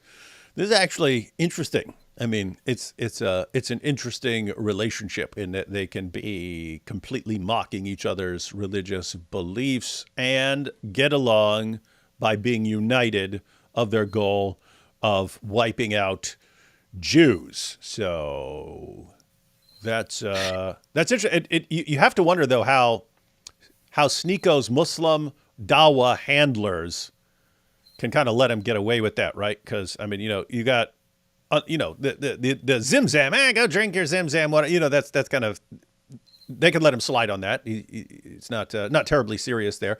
But, you have all these, Surah 5, verse 51, do not take the Jews and the Christians for friends. They are friends of each other. You have these commands, which there are exceptions. You go to Surah 3, verse 28, it's, don't take unbelievers as friends unless you fear something from them. So you can, if it's convenient for the Ummah, if it's convenient for the Muslim community, you can make friendships and alliances and so on with unbelievers. You have to wonder, does this actually fit? Is this actually a situation where that would justify, hey, we're uniting with a guy who says, don't give me that stupid dawa nonsense. I don't want your dumb zimzam water and all that. He's saying all this. He's saying all these things. But he really hates Jews. So is the hatred of Jews enough to consider it okay to make friendships with these guys out of convenience, although long term you're definitely not allowed to be friends with them? All right, so I now understand. I didn't know where Nick stands on the whole Pope issue. Oh, you did a little research? Did a little research here? Which is why because I assumed that he must be rejecting the authority of the Pope and holding the vacant seat position. I'm seeing a clip right now where he actually blasts people who criticize the Pope, and some of the lines here are, so when the Pope does something you like, then they praise him, and when he does something they don't like, then they try to lecture him and talk about the Pope or about Francis, and he says, "That's Pope Francis to you." And then he continues, and basically he says, I don't agree, of course, with everything he does, but he is the representative of Christ on earth, and he is the king above all of the monarchs. That's what he says. So this makes no sense to me.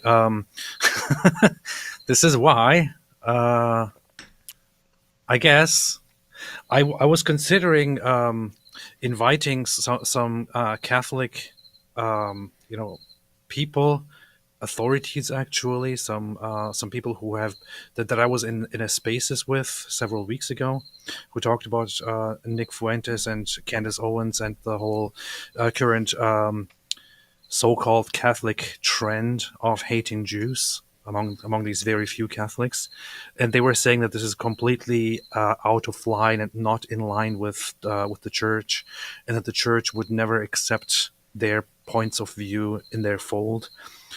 And I did ask around and found that some of them would probably join me for a discussion. So I think I should probably invite one of those people and have a conversation about Nick Fuentes and about this whole new fascist trend. That would be interesting. That would be interesting. It would be interesting topic. Take a couple super chats here, and then we're going to launch right into Nick versus Candace. Nick versus Candace. Nick Fuentes is funded by Soros and employed by DHS.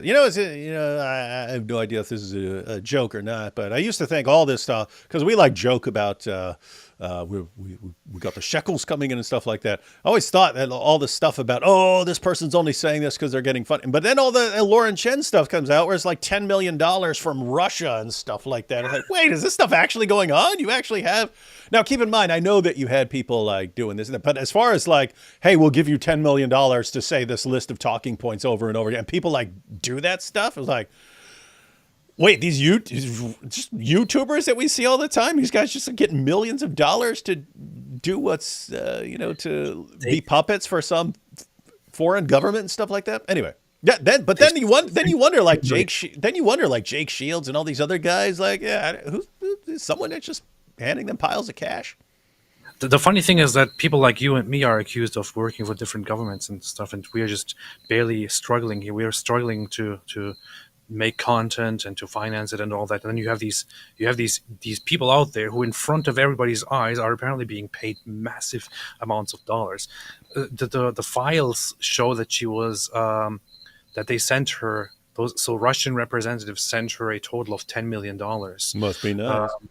And the funny thing is, there are always lots of discussions about Russian influence and this and that. But see, in the case of Lauren Chen, when it was actually there and when the government was able to go after it, they quickly went after it and gathered all of the evidence and did their research and presented it to the public.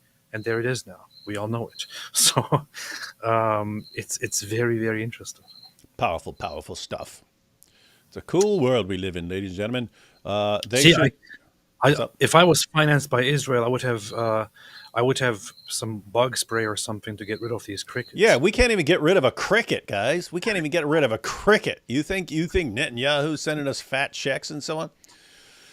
And look, what does AP have to do? He has to get up 15 times in every live stream to hunt for a cricket, and he can't even find it. That's incompetence.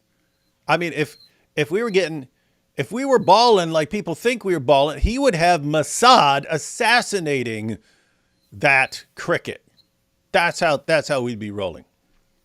Anyway, Drew here says they should team up with the Queers for Palestine if they have the same problem. He'll fit in as a secret agent. Now, this is saying that Nick would do a great job teaming up with Queers for Palestine. Yeah, he would definitely make a great secret agent there. That is true indeed. I don't like your... Oh, this is for AP. I'll save that one. This is telling AP to clip. I don't like your... People are telling you to clip the... Yeah, I don't like your effing Dawa clip. They're telling you to have that as a clip for, I guess, for your little soundboard even. Guess that would work even on your soundboard. And you could combine it with Jordan Peterson. How about no? I don't like your... If it wasn't Nick Fuentes, I would clip it. Because it's Nick Fuentes, I can't. It does suck. It does suck that it's him saying it. Anyone else, it would have been hilarious. Well, it's still hilarious when he did it, but it's not something we want to use and act like we're on the same side. Muhammad is in the Torah, Exodus 6:21. There is nothing in Exodus 6 that you could point to. 6:21, the sons of Izhar were Korah, Nepheg, and Zikri. Trying to figure out what's going on here. Powerful, powerful dawa. Ayatollah says, Nick Fuentes' Egyptian salesman routine is still far inferior to Don Rickles, owned by the Jews yet again. Yet Don Rickles better. Ayatollah says, Nick Fuentes, an outed homosexual and Catholic. I thought I would win the Dawa guys over. I thought I was going to be the next Dihya El-Kalbi in this Dawa sandwich. This is amazing. Yeah, it is. This is fun stuff. Fun stuff to watch. Ayatollah says, take your Zimzam water and get out of my face, girl. I'm Catholic. That is what he basically said. AP, leave some Zimzam water out for the cricket so he can receive wisdom and become like Jiminy Cricket to your Pinocchio. Inshallah, I will do that. I can't even find the cricket. I don't know where it is. That's kind of funny. They have an interest. Could you guys explain Quran 548? Muslims say this verse shows you need to use the Quran as a criterion over the Gospels and Torah. Tanzil, go to Answering Islam and look this up. Can't break it all down now. That's a long. It's the explanation requires a bit, and we don't want to do it. I would be happy to go into this when we're talking about the Islamic dilemma, but going through the verse and through the commentaries on what that means. There's no way what the Dawa guys. There's no way it means what they say when they try to use that as a response. There's a 0% possibility that it's saying what they are. So they're saying that it says criterion here, which I mean you go to a bunch of different translations. They'll even translate that differently. But they'll say this is saying that the Quran is a criterion, and you have to go to the Torah and the Gospel and find the parts that line up with the Quran, and so. When you read that in context, all it's saying is that when people try to veer away, keep in mind, guys, this is after 543, that's after 547, then you have 548. 543, Jews try to go to Muhammad to let him decide a case instead of going to the Torah. What does Allah say? Why are they coming to you when they have the Torah? Go back to the Torah, or they're in rebellion. And then what actually happens in that case, as far as in the hadith, is that's when Muhammad gets off the judgment cushion, says, bring me the Torah, brings the Torah. Jews bring the Torah out there, and he says, I believe in you and in the one who revealed you, puts the Torah on the judgment cushion. The Torah is your judge, right? And then a few verses later, Christians judge by the gospel. It's a command. If any do fail to judge by the light of what Allah hath revealed, they are no better than those who rebel. And then the next verse says that the Quran is a protector or criterion or whatever over the previous revelations. What does that mean? In context, it means when you try to avoid going back there, the Quran says, no, you're not escaping going with what your book says. All Muhammad's ever going to do is send you right back to your book. That's what he's going to do. And they'll say, this is saying the previous scripture has been corrupted. Then the entire chapter makes no sense at all. It makes no sense at all. Oh, by the way, there's a minority position on what that's saying. That when it's talking about the protector or the criterion, that it's not talking about the Quran, it's talking about Muhammad. And it's talking about Muhammad being a protector over the Quran. So if if Muslims actually want to say that the word used there means that you're correcting the errors, then it would be Muhammad correcting the errors in the Quran, if they want to say that's what the word means. In other words, so people are saying that the relationship, this is talking about the Quran's relationship with these earlier scriptures, right? There are Muslims who say, no, this is talking about Muhammad and his relationship with the Quran. So if Muslims want to say the word means that whatever it's talking about over here has been corrupted and this guy's correcting the changes, well, then you did have a minority Muslim position. It's in the commentaries. This is talking about Muhammad's relationship with the Quran. And if it's talking about Muhammad's relationship with the Quran, they say it means you're correcting the mistakes, then great, Muhammad was correcting the mistakes in the Quran. So the point, that's a little idea, but happy to go through that. Happy to go through that. And we will be going through all of that because we're going to do an entire series on the Islamic dilemma very shortly. Anyone else? What's up? There was somebody saying, "Oh, you are misrepresenting Nick Fritos. Nick Fritos never advocated for Jew hate. Never advocated for hatred of Jews." So bull. This in is fact, posted by matter of fact, we're about to see it. He thinks Candace is too weak on Jews, and he's giving him too much. She's giving him too much wiggle room. No, so nobody said this in the chat. The person's name is nobody. I have to say, I want to give you the benefit of the doubt. That's funny. I was like, why are you responding if nobody said it? And you're like, no, his name is nobody. I want to give you the benefit of the doubt and assume that you don't know, or you do know, and you're just lying here. But I have researched the guy quite a bit, heard stuff come directly out of his mouth, and also saw things on his Telegram account and so on. The guy thinks that the Holocaust is partly deserved, partly lies, that the number is completely exaggerated and probably false, that it never happened, that there were no gas chambers. These are things that are pretty much equal to claiming that the Earth is flat. He praised Hitler. Said was very, very happy when Kanye said that especially Hitler was great. He did lots of other things. He directly said F off Jews. He called Jews altogether demonic. There's just so much. Please just don't be ridiculous. Don't make excuses for the guy who very obviously has a big hate problem here. Yeah, and it's even hard to find that talk that he gave at his little Groyper rally, and it started getting banned for. It even got banned from Rumble because of the messed up stuff he was saying some pretty messed up stuff, stuff. And keep in mind, it's stuff that you only get banned.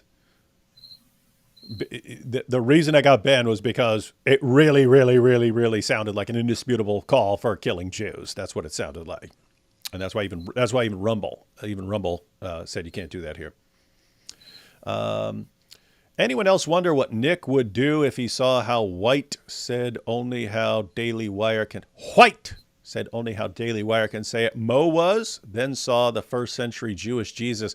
Oh, hey, that would be interesting. So you'd have to go to some of the pictures where Jesus is clearly Jewish, because you did have Europeans making paintings and they made him look European and so on. But have a first century Jewish Jesus and then make a picture of Muhammad according to the Muslim sources where he was the whitest of the white. And then I bet Nick would be like, maybe I do need to take a look at this Islam. That Muhammad there, now that guy would fit right into our white supremacist. What a dork, man. Yeah, the first depiction of Jesus has, as the Nazis would say, very clearly Semitic features. So, yeah.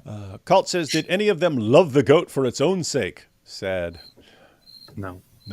Unfortunately. Just use the goat for bad stuff. Candace's level of smart is she thinks Frankenstein is based on the Franks. She loves that movie. Look what the Franks did. How do we know for certain they aren't secret Jews fighting each other to make anti-Semites look bad, except Sneako, since he's a Muslim? Alhamdulillah. That is a good question. We'll never know. I also I play with that thought sometimes. Like, what if not Nick Fuentes? Look, Nick Fuentes is actually a smart guy, actually an intelligent guy. He's just a very, very dishonest and a very problematic and hateful guy. But there are other people like Jake Shields, or like Syrian Girl, people like that. And I sometimes think, what if Israel is actually hiring these people through different channels and using them as anti-Semitic people in order to give people the impression that anti-Semitic people are stupid, because they're really getting their money's worth. It works very well. Yep. There is a point. Yep. So the gripers, the Dawa guys. Yeah. Sneako. Sneako. Hey, here you go. That cricket noise is literally genocide. It's the best noise ever, man. What are you talking about? There you have cricket bros. We are so back. Here's one, and then we'll jump right into. Again, we got more super chats, but we'll jump right back. We'll jump right into Nick versus Candace. Nick's flipping out over Candace. But Jason says, do you think USA conducts legitimate elections beyond the fact that we're only allowed to pick the ones they give us? Do votes even count? Well, votes do count. They do count up all the votes and so on. They do things like that. You are right that they kind of narrow things down for you to 2. So it's kind of funny. It's like, hey, you guys make the decisions. Okay, by the way, decide between these 2 people that we've hand selected for you. Pick which one. Oh, you're going to just pick the guy on your side? Okay.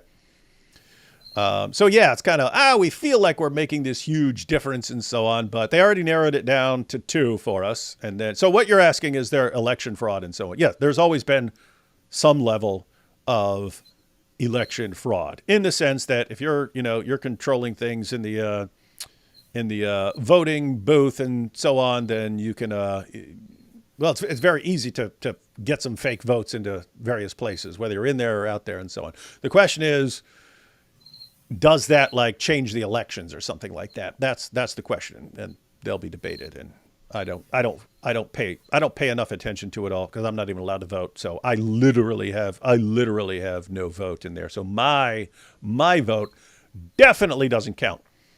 And so I never follow this stuff that much. Alhamdulillah.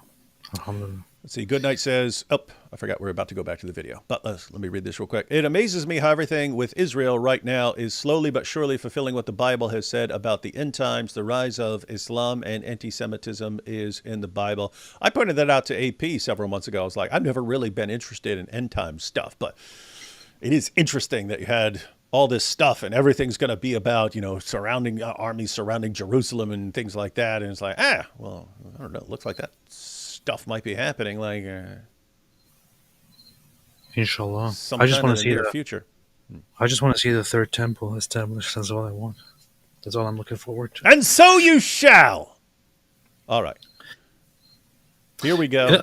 Just a very brief comment. There was this genius in the chat saying, Jesus said that their father is the devil. In context, I just want to ask you a genuine question. Please be honest to yourself. Be honest to everyone. I don't expect you to be honest to me, or to be honest to Jews, or to everybody else. Open the book. Open John 8. Read it for yourself. Read the context and honestly answer the question to yourself. Who is Jesus talking about there? Is he talking about Jews as a collective, generally? The average Jew, somebody who believes in Judaism?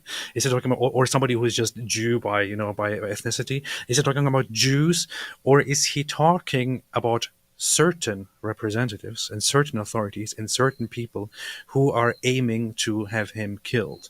Who is he talking to? And is at that time Jesus himself and his disciples Jewish or not? And if he is talking about Jews, why are they not included? And why were Christians after Jesus, who were for a quite long time still called Jews, not included in this? And the funny thing is, people like you will point at certain Jews, like 1% of Jews, and say, look, they are saying something terrible about the Goyim. Here they are saying something terrible about Christians. And here you are saying that Jews are evil and their father is the devil. What if Jews now pointed at you guys, at somebody like you, and said, "Look, this is how Christians are. Look, the Christians all think that we are evil. Therefore, we should not trust a single Christian." Where do you think this goes? This whole circle here. Don't be stupid. Oh, AP said everyone in the chat is stupid. He just said it. He said everyone is stupid. He said, "How can you all be stupid?" Yeah. Wait a minute. Did I miss one? I did miss one. Oh, let's see. No, I missed. Oh, we didn't go through a bunch, but I actually skipped one. Ari says, if Dizzle puts on a bedsheet and cone and teaches that's Candace, about the Quran, will she convert to Islam? She might. Tell her about the... Guys, if you don't know, this has come up in a couple of videos in the past. The KKK called their handbook the Quran, the Holy Quran. So that's the clan version, the Quran. They were kind of goofy like that. All right, everyone ready? We're going to have Nick Fritos versus Candace. So this is Nick Fritos versus Candace. He is not happy. So he was happy to have the alliance with Muslims. Then he thinks that's not working out very well, but he wants to be friends with Sneako, whom he's going to punish in the future for his blasphemy. But Nick also wanted the alliance with Candace, said he was happy to help her and support her, but she's not reciprocating appropriately, and therefore, and she's sloppy with her evidence and is an embarrassment to the Groypers, and so he's got some problems here. So here we go, everyone. Nick Fritos versus Candace Ovens. I don't know how much I really even support what Candace is doing anymore because she's muddying the waters. She's muddying them. What's up with that? So, a lot of people are saying it's you are jealous that she's dealing in Dave Smith and not you. That's not the case. I've been very supportive of her, even though she has really not acknowledged me in any way, shape, Do you or hear form. this? He really whines about people not acknowledging him. This is starting to seem like narcissistic stuff. I help all these people, and I just expect this to be reciprocated, and you praise me for what I've done. Let's see that little part again. Hang on. She's dealing in Dave Smith and not you. That's not the case. I've been very supportive of her, even though she has really not acknowledged me in any way, shape, or form. Oh, poor guy. Who is this Dave Smith? He talks about him a bunch. Who's Dave Smith? He is the guy who recently joined the train of being supposedly anti-Israel, but then anti-Jew basically right now. So it's very hard to distinguish right now. But the thing is, I remember that he also had this attitude a while back about Andrew Tate, where he during a rally started blasting Andrew Tate. Nick? Yeah, Nick Fuentes. Okay. He started blasting Andrew Tate because he initially supported Andrew Tate, but then Andrew Tate made a quote tweeted something that Nick Fuentes was mentioned in and said, "I have nothing to do with these dorks," and that then made Nick Fuentes mad. So he went on a rally and started talking trash about what kind of a perverted, disgusting individual Andrew Tate is, and the things that he does are completely immoral. Then later, after a while, the two came together again, and it was all praise and retweeting and sharing and all that. It's just such a self-absorbed, narcissistic perspective. He just goes by whether they acknowledge him or call him a dork or make peace with him and all that. That's it. That's how he decides whether somebody is of good morals or not. Hey, Nick, you're a dork, dude. What are you going to do to me when you're president of your white Catholic nation? Please have mercy on me, oh great dork of the world. And people say, "Oh, you're picking a fight unnecessarily." They say it's about your ego. You're trying to make it about yourself. You literally just did. I had no problem, no complaint, until one, she started getting a lot of the facts wrong, which really damages all of our credibility, because you're Candace is damaging the credibility of the Groypers. You just heard it. He's damaging our credibility. Okay. Candace, stop. The Groypers had so much credibility. I mean, just piles and piles and piles of credibility they had, and you're diminishing their credibility by getting your facts wrong, Candace. And the Groypers are really big on getting their facts right, and you're hurting them. And it's Nick here is saying enough is enough with your bad facts and muddying the waters and hurting the great credibility of the beloved already Groypers. Pushing a topic which is very taboo and very challenging for a lot of people to get behind, and it's very complex, and it's a very big issue.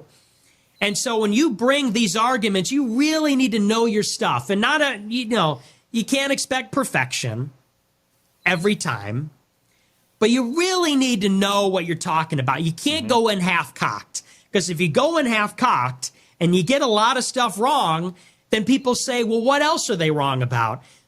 Maybe the establishment is right. Maybe the institutions are right. And people don't talk about this for a reason, because it's wrong, because they're... Okay, so his concern, everyone there, and he's gonna break it down more, but he's saying Candace, since she's been aligned now with the basic, anti-Semite movement and Groypers and everyone, anyway, blasting away at Israel and Jews or whatever, that it's already a sensitive issue for lots of people, and therefore you need to make sure that you're getting your facts right. Because if you're Candace and you're just running your mouth and running your mouth and running your mouth, and people start looking this up, and the Franks this and the Franks that and the Franks this, no, yeah, they're killing little kids, and people look that up and say, she has no clue what she's talking about, then you might think, all these anti-Semites are stupid and they don't know what they're talking about. So you don't want that, and therefore you have to be totally correct. That way, when they go look up what you just said, they're like, whoa, I didn't know that. This person was right. And he's saying she's screwing it up. She's muddying the waters. She's hurting the credibility of the beloved Groyper community. That's what we heard here, folks. Bunch of cranks. So you really need to get it right. Did you just say bunch of cranks? Who calls people cranks anymore? This for a reason, because it's wrong, because they're a bunch of cranks. So you really need to get it right. Cranks. I haven't heard that. And so when she starts... That's like something like a guy would have said in like 1950. Anyway. To get a lot of this stuff wrong, she came out and said the Russian Revolution happened in the 80s. And she's calling them the Bolshevists. And she says that... The Bolshevists. Wait, she said that? She said it happened in the 80s? I don't know.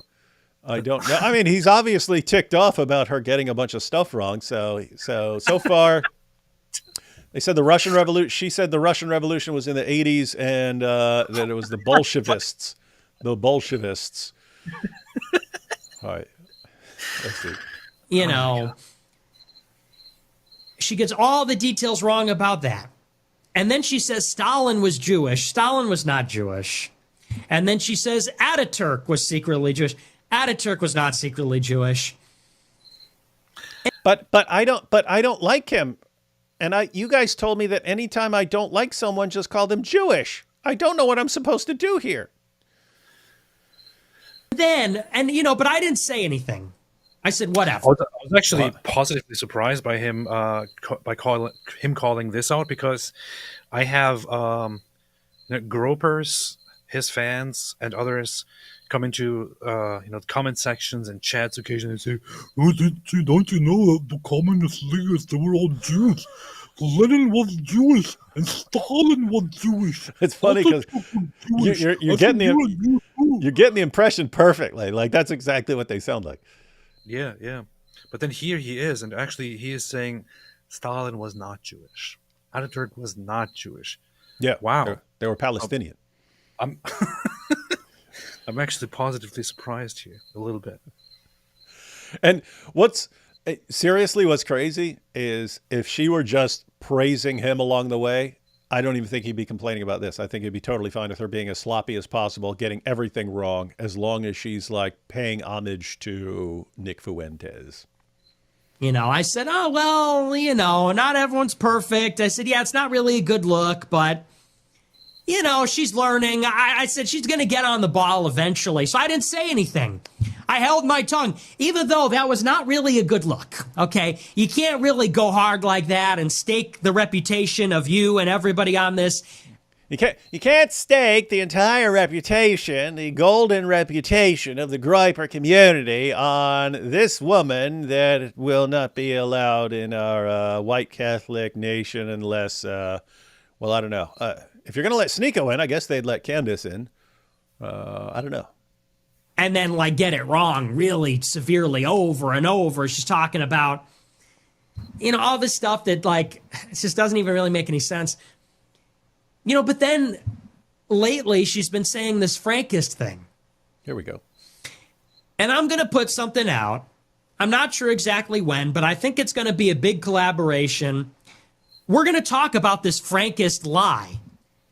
And the difference between me and her, one, I'm a really good researcher. Two, I really know what the I'm talking about because I've been doing this a long time. It's one of the things. What are you laughing at? Really good researcher, sure. He's a champion researcher, man. He's at the library constantly. I was just in the library the other day reading Protocols of the Elder of Zion for the 487th time. I had to do it. I got to know what I'm talking about here. The Frankist thing, the Frankist lie, is indeed a lie, and it's completely nonsensical and immeasurably stupid. I agree with him there. But I'm pretty sure that we both have that opinion for very, very different reasons. Because it's not an opinion, it's a fact. But I call out, I would say that the whole Frankist thing is completely stupid and nonsensical, and nobody should be arguing that it's the Frankists who are the bad guys, because it seems like you are just trying to use this group that nobody even suspected of doing such things to then basically repeat the regular anti-Jewish conspiracy theories, but you get away with it by saying, I'm not saying Jews, I'm saying Frankists, this fringe group. However, it seems to me, and I haven't seen the rest of this, it seems to me that Nick Fuentes' problem, on the other hand, is that when Candace talks about Frankists instead of Jews, she's taking the burden and the blame of the Jews and putting it on a fringe group when she should be demonizing Jews altogether, right? That's pretty much his problem here. So that is the problem. Yeah, as you go, you think so. As you go through this, you're like, oh, he's actually calling her out for all this insane nonsense she's spouting, when in reality it's basically two things. One, she's not acknowledging him as the leader of the Antisemites, and two, she's not going far enough. So he's saying, oh, she's sloppy, but her sloppiness is basically leading people to blame particular subgroups of Jews and not Jews in general. And we'll see that here. You learn. I got a lot of baggage over the past 7 years. I've also learned you got a lot of psychological baggage. Because I didn't get red-pilled yesterday. He's an OG. I didn't find out about the clean break report last week. From the great historian Dave Smith. Yeah, he knows it. He knows it all. I've been around for 7 years, and yeah, I've been canceled, and I've been the subject of a lot of controversy, but I've also learned and discerned a lot of things, and I've done the homework, and so I actually happen to know all about that, and I know exactly where it comes from, and I know who's pushing it, and Don't call it a comeback. I've been here for years. That's what he said. Oh my God. So somebody that told me to look it up, and I looked it up. The instance of Candace Owens saying that it happened in the 80s. So she's suggesting this is so stupid. You could write whole pages of articles about this stuff. Just pause. In this crucial time, how are you not making videos, AP? How? Just tell me. There's so much stuff to make videos. I mean, it's like you're being bombarded every day. Here's another topic. You could literally sit down and have a video out on this in an hour. And you're like, I don't make videos anymore. I don't make videos anymore. It's for losers. All right, go ahead. Sorry to interrupt you. But go ahead. What was she actually saying? It's a 2-minute clip, and she's speaking so much stupidity just in the first 10 or 20 seconds that I'm looking at, and I'm looking at the subtitles and also listening briefly to what she's saying here. She's saying basically there was a bigger Holocaust than the other Holocaust, but we're not supposed to talk about this. But I'm talking about it because I don't care, because I say whatever I believe. And the bigger Holocaust was against the Christians, and it was committed by the Bolshevists. and their leader was a Jew at that guy, and his name was Henrik Kikoda, which is not the name. That's not the name that she's supposed to be using, and the guy was not in charge. He was not ruling, and then she says that Stalin was mass killing Christians in Russia. His top people were Jews, which is just completely wrong. The guy specifically had a problem with Jews. This is what's known about Stalin. He had paranoia about Jews. He suspected Jews of trying to overthrow the Soviet Union. She again refers to the guy as Henrik. The guy's name was Genrik something. And then she says that this started when the Russian Revolution was happening in 1880. How in the world did you get to 1880? It happened in 1970, man. 1917. Oh, well, 18. I mean, to her credit, then, I mean, when he said 80s, I thought she meant like 1980s, and I was like, whoa, Yeah. she is way off. At first, I thought that too, but Candace. I mean, can this be any more obvious that if you don't know anything, you should just shut up? That would be a good idea. Only problem is, if you just win over a following nowadays, then you can say whatever you want. Doesn't matter how nonsensical it is. Just a fun fact for you guys. Frankenstein, Momin, Billy Kid Sangma, and Adolf Lou Hitler are actual names of politicians in India. It's kind of funny if that's true. That's pretty good. Listen to Christopher Hitchens today, 2006, warning about Islam prophetic but aggressively atheist. No, I mean, yeah, you had people, including Christopher Hitchens and others, who basically had a lot of common sense in the sense that, hey, here's what Islam calls for. And even if I have a nice Muslim friend over here and there's a nice Muslim there and there's a nice Muslim there, eventually this rises to the surface. He saw that. Anyone with common sense could see that, and yet people didn't. And that's why it's like amazing when you go back 20 years and you see people who actually understood what we were saying back then. And here we go. This election does matter. Trump is against mass migration, specifically from Muslim countries, whereas Kamala let everyone in and will continue, to which will change the fabric of this nation forever.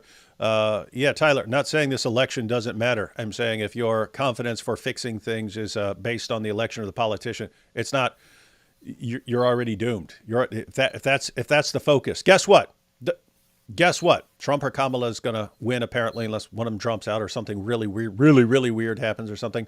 Then what happens? Then you're going to get a couple years of that, and then you're going to get the opposite at the next election, and so on. It's like it's like the frog in the frying pan. I mean, it's like the frog in the boiling water. You're being cooked. You're being cooked, and you're like, oh, this is what we'll say. You need to focus on what actually has the potential of saving your civilization. You're going to this surface level stuff and not focusing on the deeper issue, which again, if you go back to the founding, they explained exactly what the issue that would rip apart your country would be. They're eating, and you're looking at the wrong place. Here's Joet in the comment section saying, in the chat saying, no, it started in 1880, right, but succeeded in 1917. Are you Candace Owens, or are you trying to simp for Candace Owens? I'm not sure what you're talking about. The revolution in Russia did not start in 1880. It had there was no activity. There was nothing in relation to that revolution happening in 1880. The Bolshevik Revolution happened in 1917 and was going on in the years prior to that. The Russia was collapsed, and the revolution succeeded in 1917. The revolution didn't go on for 37 years. Are you insane? Are you drunk or something? Or are you Candace Owens? Could it be that Candace Owens is watching here and trying to correct us? I don't know. It's so weird, man. The British Bookworm says, when do you guys think the left took over the institutions in the West? The media, the social media, is it organic or larger project coming from some agenda like the fall of the USSR? So the question is, when journalism and the education system and so on went in a political direction, was that kind of organic, or was that like part of a plot? Like, hey, let's get probably some mixture to some extent, but yeah, you ended up with pretty extreme left in a lot of places, and it was weird because I actually noticed. In the early 2000s, so Nabil and I were on the speech and debate team, and you had occasional, among debaters, you had some people who were on the right. But as far as the people who were just doing speeches or anything else, they were not just left. I'm not even talking about it. I mean, I didn't care too much about left or right back then and stuff, but I noticed that most of the people going into speaking and presentations, they were like extreme left. And I was like, why? What is it that's drawing them into this? Because I mean, think about it. And it was the same thing when I actually took a class on videography, because I realized I suck at cameras and stuff. So I went and took a film class. Everyone in there was like an extreme far leftist. And it was like, you got a problem here, because if these are the guys who are going into the arts and studying film and how to and going into speech and how to give presentations and stuff, these are guys like focusing on communicating their perspective to the future. If the opposite side is not doing that, then you're going to end up with a bunch of far leftists who know how to make film and videos and give presentations and going into journalism and all this other stuff. And what are you guys going to do? Anyway, so bottom line is, I don't know if that was some like plot. In other words, people back in the day, hey, let's get in here, or if it's just there's something about the views that drew them into that stuff. Don't know. I would assume some level of both. All right, back to Nick Fritos here. Pack that, but for our purposes now, let's just say it's not true. It's not this true. lie that occultists took over the religions and they're making the good Jews go bad. It's just a lie. It's just one among many other lies that you've heard before all too often. There are European-style socialists. There's secular humanists that just happen to have Jewish last names. Jonathan Greenblatt is just a radical left-wing Jew, but the, pro-Zionist ones are close allies. You've heard it all before. And so now that she's pushing that, I got to say, all right, time out. Yeah, that's not true. And not only is it not true, but it's totally taking away from the message. It's no longer just an inaccuracy. It's no longer a misquote. It's no longer a kooky theory or speculation like, Ataturk being a crypto Jew. Now it's just an outright red herring. Now it's just outright Pied Piper. People followed you because they thought you're a serious critic of the Jews in Israel. And now you're steering them away from that and saying, no, it's not Jews. No, it's not the Talmudists. No, it's not the Kabbalists. No, it's not. No, it's actually the Frankists. Are you interpreting that the same way I did, AP? Because, again, earlier it sounded like he was saying, okay, she's sloppy with her facts and so on, and she's getting things wrong, and that's going to embarrass them. And so you're like, oh, okay, so he's interested in fact-checking her and making sure she has accurate information. Whereas there, it sounded like you're not blaming Jews in general. You're blaming a certain group that is leading and there are forces that are leading certain Jews astray and so on. But the problem is not Judaism itself. It's these other. It sounds like what he's saying, and it sounds like to me like what he's saying is the real problem with Candace is her insane, stupid theories are causing people to think that it's not about Jews in general and not about Judaism. And so he's saying she's, is that how you're interpreting what he just? That's exactly what I mean. That's what I meant earlier. His problem is that Candace, with her false messaging and her ignorance, is leading people away from the fact, as he sees it, that it's Jews altogether and Judaism altogether that are the problem. and she is leading them into this. She's misguiding them by making them believe that Jews are actually good, or that Judaism is actually okay and not the problem, but only this tiny fraction of a cult, that they are the problem. He is not okay with that. This is exactly what I meant. His problem with her is that she contributes to hating fewer Jews and not hating Jews altogether. So that's the problem. So Candace is ruining the Groyper movement by watering down the message and making it not about Jews in general. You got it there. Yeah. Ari says, so here's Candy. I know the earth is flat, so I'm smarter than Galileo because I ask questions. Zing. Galileo. Find Jupiter on a map of the solar system. And also, why would it be round? It doesn't make sense. Yeah, it doesn't make sense. It doesn't make sense. Come on. What's It sounds this like there's a lot of propaganda. What's this, AP? You're a master of Hebrew. It's Arabic and Hebrew. Ma antum tafhamun. I have no idea what that says. And then the other one says, something. I have no idea what any of this says. Oh, yeah. Don't be posting stuff that AP can't decipher here. Oh, we have hey, the cricket is still there. Yes, the cricket is here, man. Hey, we should call this, we should change the name from the Screaming Goat Show to the Screaming Chirping Cricket Show. Chirping Crickets. Here you have fatwa sex pilled. We already came up with goat pilled, guys. We already settled on goat pilled. If Arabia ran out of oil today, the Zimzam well would dry up tomorrow. Yes, it would. And come on, is this really all Zimzam water? Come on. I like going with Zimzam instead of Zamzam. It sounds funnier. So we won't credit Sneako with that, but it'll be our secret that we got the Zimzam from our good buddy here responding to Sneako. Jose here in the chat says, you can't sit here and deny that disproportionate amount of Jews are in power. You want to tell him about the Irish? Yes. I have to tell you a secret, Jose. You are being distracted and fooled into this anti-Jewish conspiracy theory by the Irish, who are actually in charge. Did you know that that no other ethnic group has been as much represented in the American presidency as the Irish? Look up a list of Irish presidents of Irish origin. There are so many of them.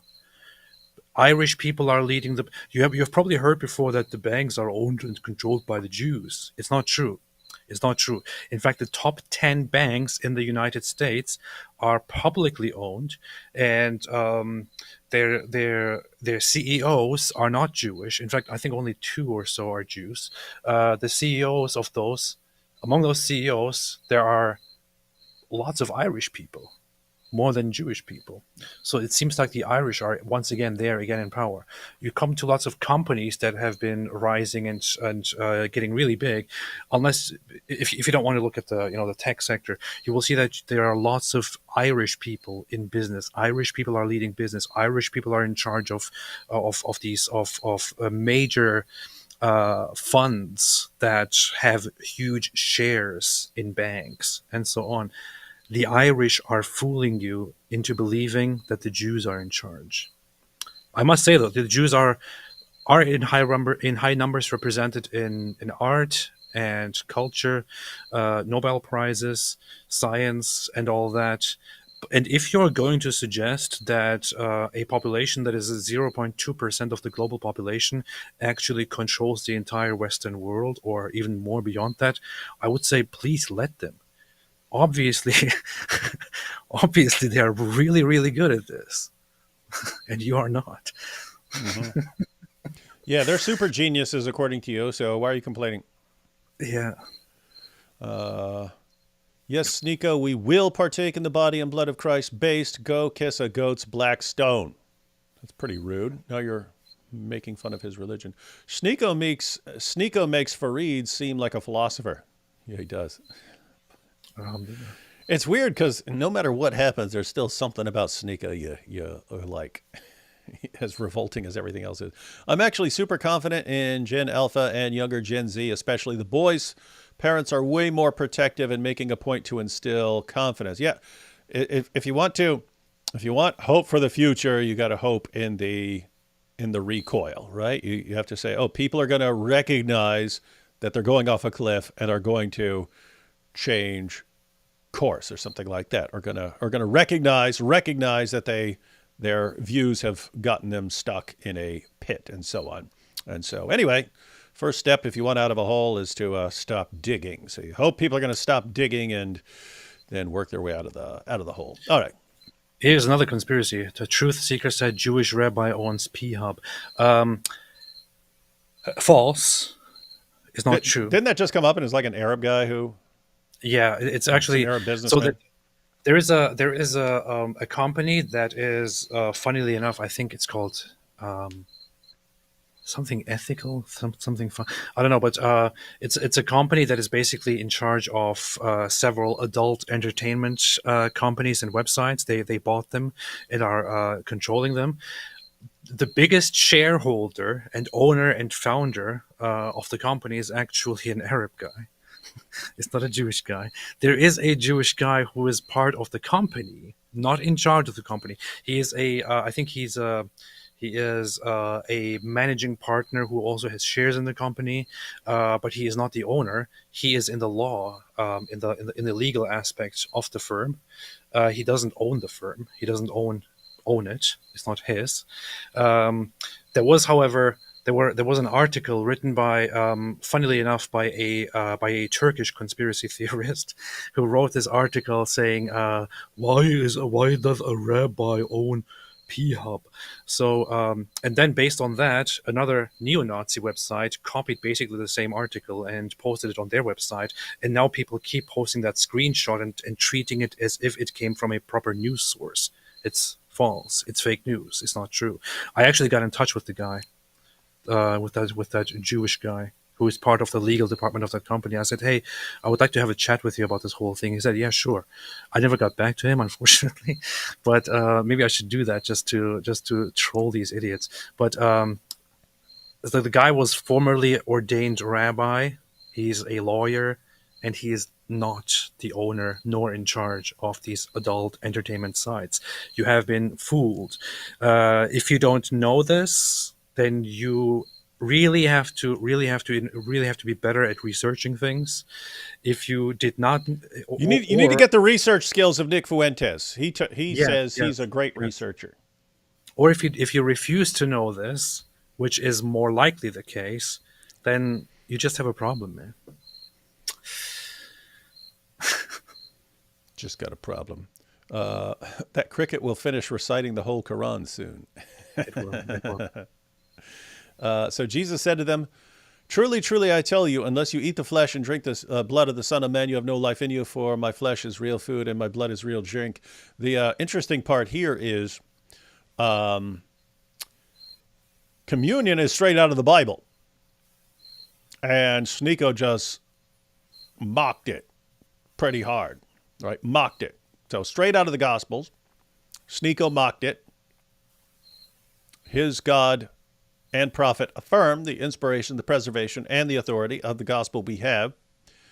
And that's just interesting that he's that quick to mock what Jesus said in the gospel that his prophet and his God affirm.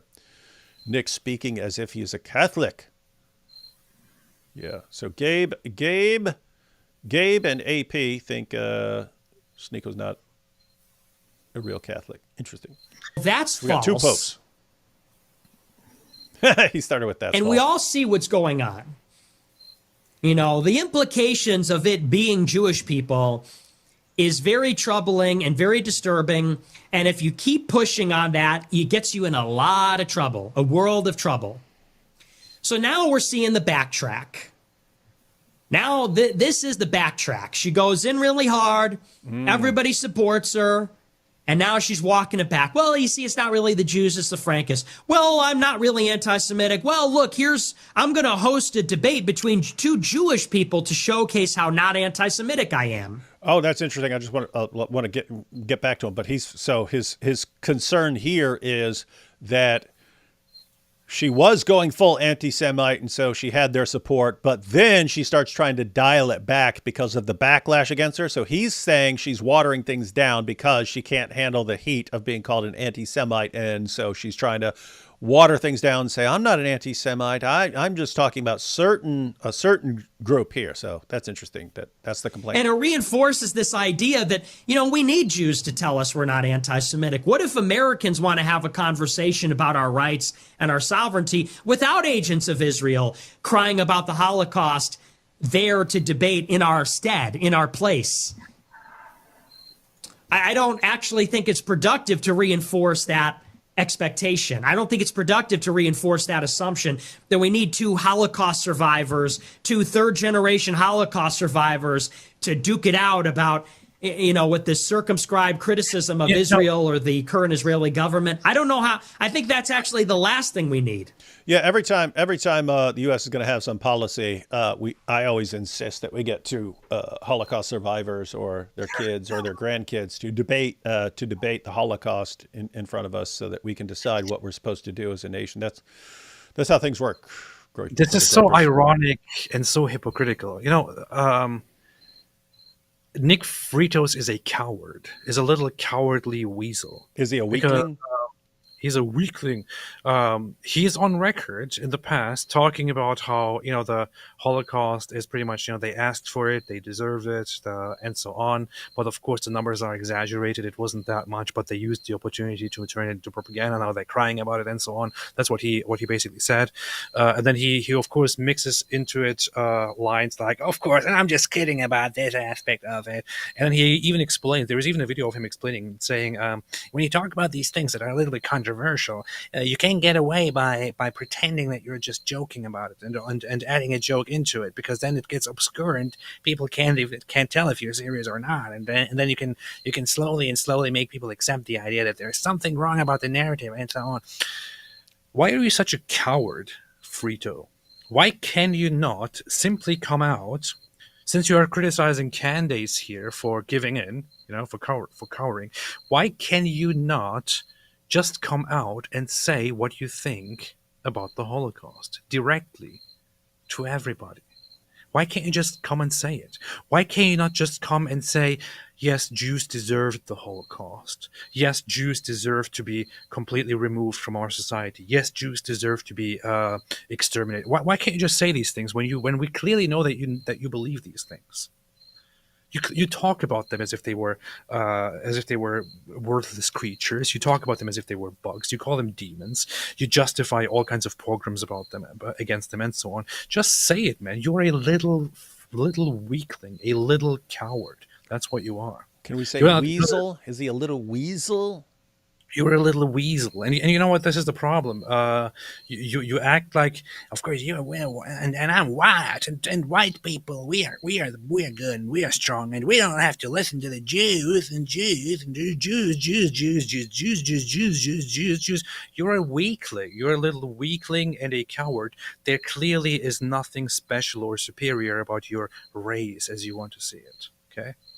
That's the problem. And just the mere fact, just think a little bit further. Just the mere fact that most white people, which you seem to glorify and deify, that most white people completely disagree with you and are disgusted by people like you and hate your worldview, should give you a hint about how stupid your idea of, racial segregation and race realism and the superiority of your whiteness actually is.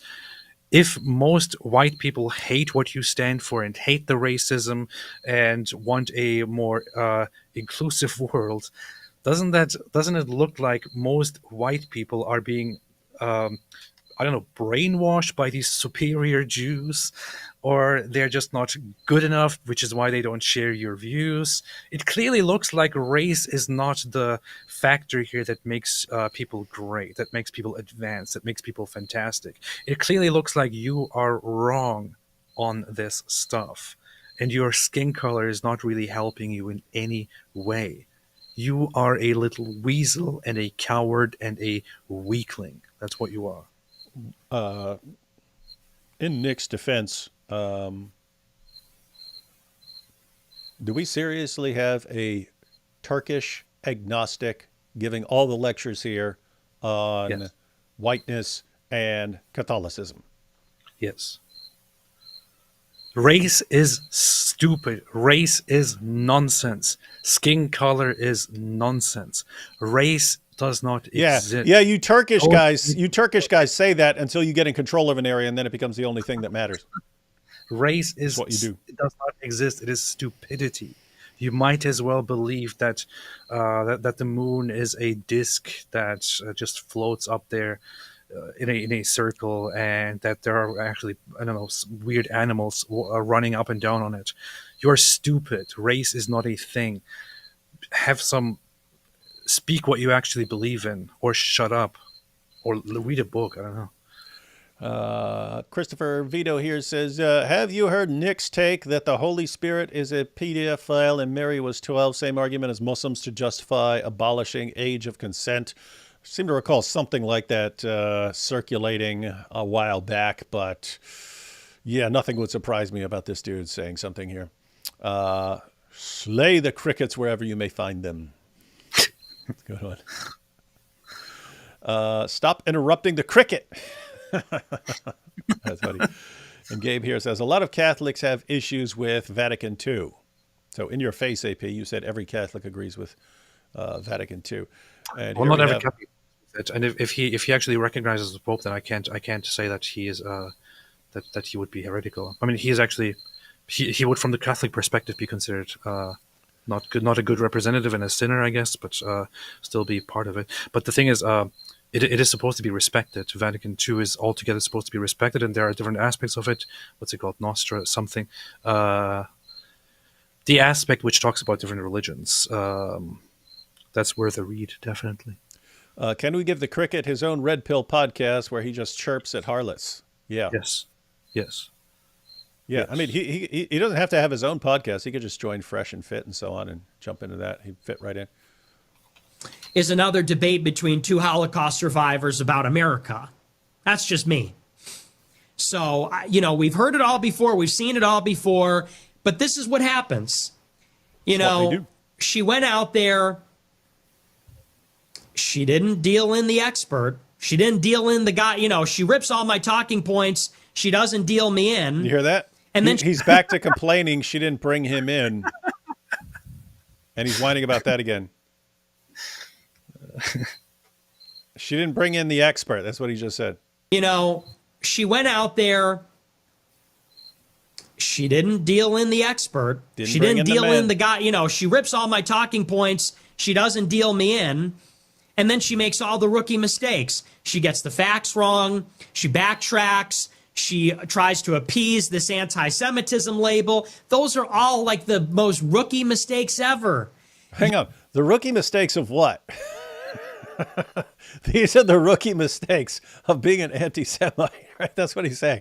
You realize you get really popular. If everyone's worried about the Jews in Israel, then you realize, hey, I can just steal Nick Fuente's talking points right here and run with those. But you didn't do the research. I did the research. You don't really know what you're talking about. And then when you get called an anti-Semite, then you start backtracking and saying, no, I'm just talking about these. It's a rookie move. It's a rookie move. Come on, you're not a real anti-Semite at heart. You're not really one of us. It's interesting stuff. If you haven't been red-pilled for all this time, you're not going to know that Frankism is a red herring, or the Khazar Mafia, or Millet being Malayski and related to Netanyahu. You're not going to know that. And you're not going to know necessarily not to backtrack. You're not going to know not to reinforce these things. But she wanted the spotlight. She didn't want the liability. She wanted to be she was coming for our thing, trying to be an edgelord. And she thought that if she gave a couple of acknowledgments to the Groypers that, she could get Classics Groyps to retweet her, but she doesn't have to give me the acknowledgement that is really. Did you hear that? Because I saw that. No, that little part about he said she thought if she really basically tossed a bone to the Groyper community that she could get Classic Groyps to retweet her. Classic Groyp.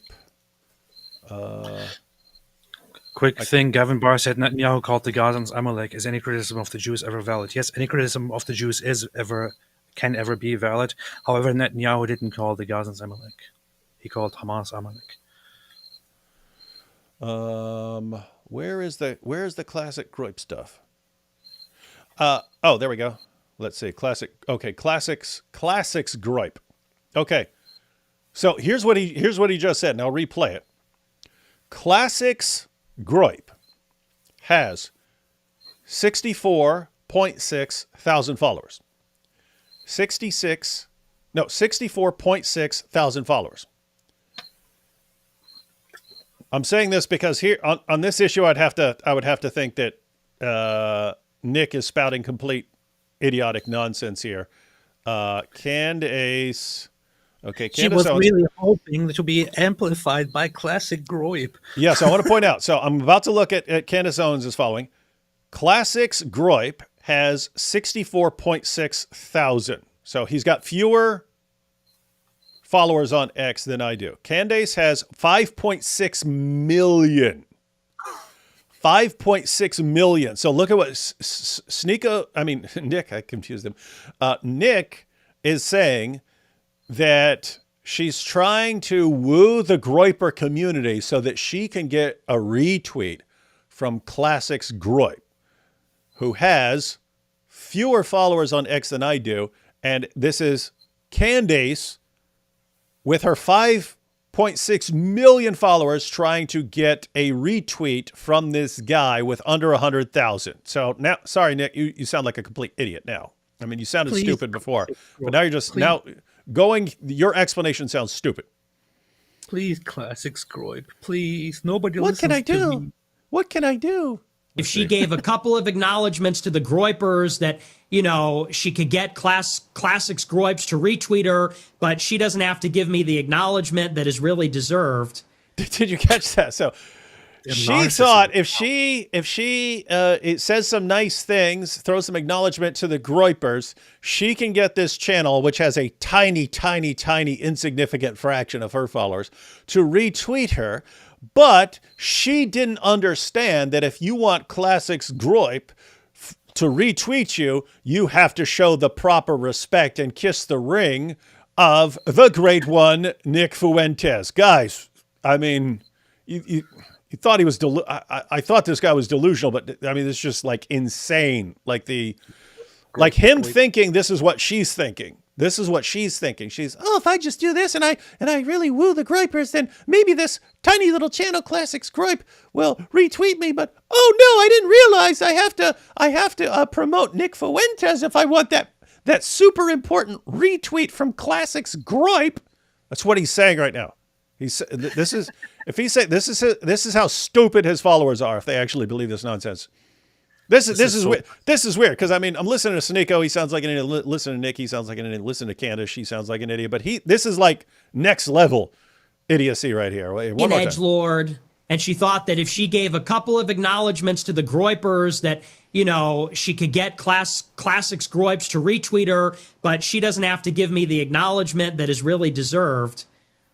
And she thought she could be edgy and, she could get the spotlight as the far right flank of the GOP. But, it's just not working. Nope. It's not working. You can't have it both ways. Got to kiss the ring. I wish it went differently. It could have been so good. It could have been so The GOP, the Republican Party, doesn't accept you guys. The GOP kicked you guys out. The GOP kicked you out, Nick Fuentes. You go to their events and they kick you out because they don't want you. They kick people like you out because they don't want you.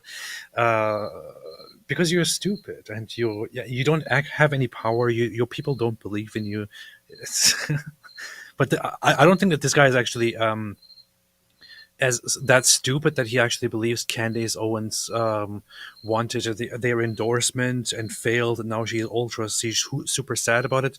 I think he's just so narcissistic and he has such a self-inflated ego that he says these dumb things. He fails to realize how dumb it sounds. Here's the thing: some of the people who have like some serious personality problems, they do think like this, even if they're smart in one area. You can have they can memorize massive amounts of material and be super smart in some field. And when you ask them why another person is doing something, they give the most insane explanation for why the other person is doing something. And it's all these like ridiculous motives that revolve around you.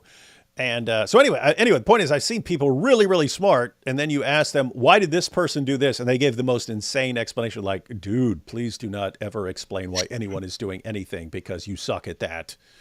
So anyway, this is a weird situation where I don't know. Does he actually believe this? And it's like tied to the other questions of, does he actually believe this other insane stuff? And narcissistic personality disorder would explain some things here. Oh, good. We could have done a big collaboration. She could have been fine. And, she didn't even have to acknowledge me publicly. I could have been giving her talking points or information behind the scenes. She was uninterested in that. It could have been I think she could have been a really powerful voice. We could have built up a really great team. She just worked together. But it's just one thing after the other. We could have been so great. Now I'm kind of out. So I unfollowed her on Twitter today. She never followed me back. Did you hear this? I unfollowed her on Twitter. Oh no, she's going to notice the massive drop in her 5.6 million. Nick, she's been crying ever since. Yeah. If Candace like crumbles and she somehow loses follow, it's not going to be over you, dude. It's not going to be over you. There are things that are way more likely to cause her complete downfall than her not following you on Twitter. Listen to this. But it's just one thing after the other. And now I'm kind of out. So I unfollowed her on Twitter today. She never followed me back, by the way, which is, just so typical. So such a pathetic thing to say. Yeah. She never followed me back. It's like he'll say all these other things and then he'll say something to where he acknowledges it's all about his ego. That's weird.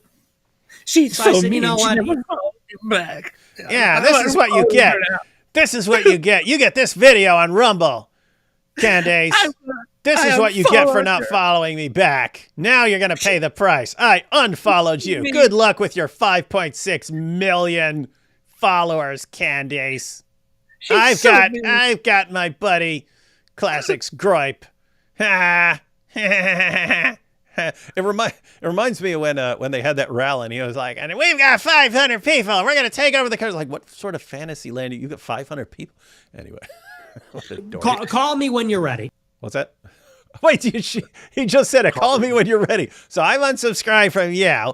Call me when you're ready to actually subscribe to me on Twitter. If you want that retweet from Classics Gripe, you're going to kiss the ring. You're going to acknowledge and respect my authority. I'll give you the talking points that you get to give. Call me when you're ready, and this will help stop your downfall.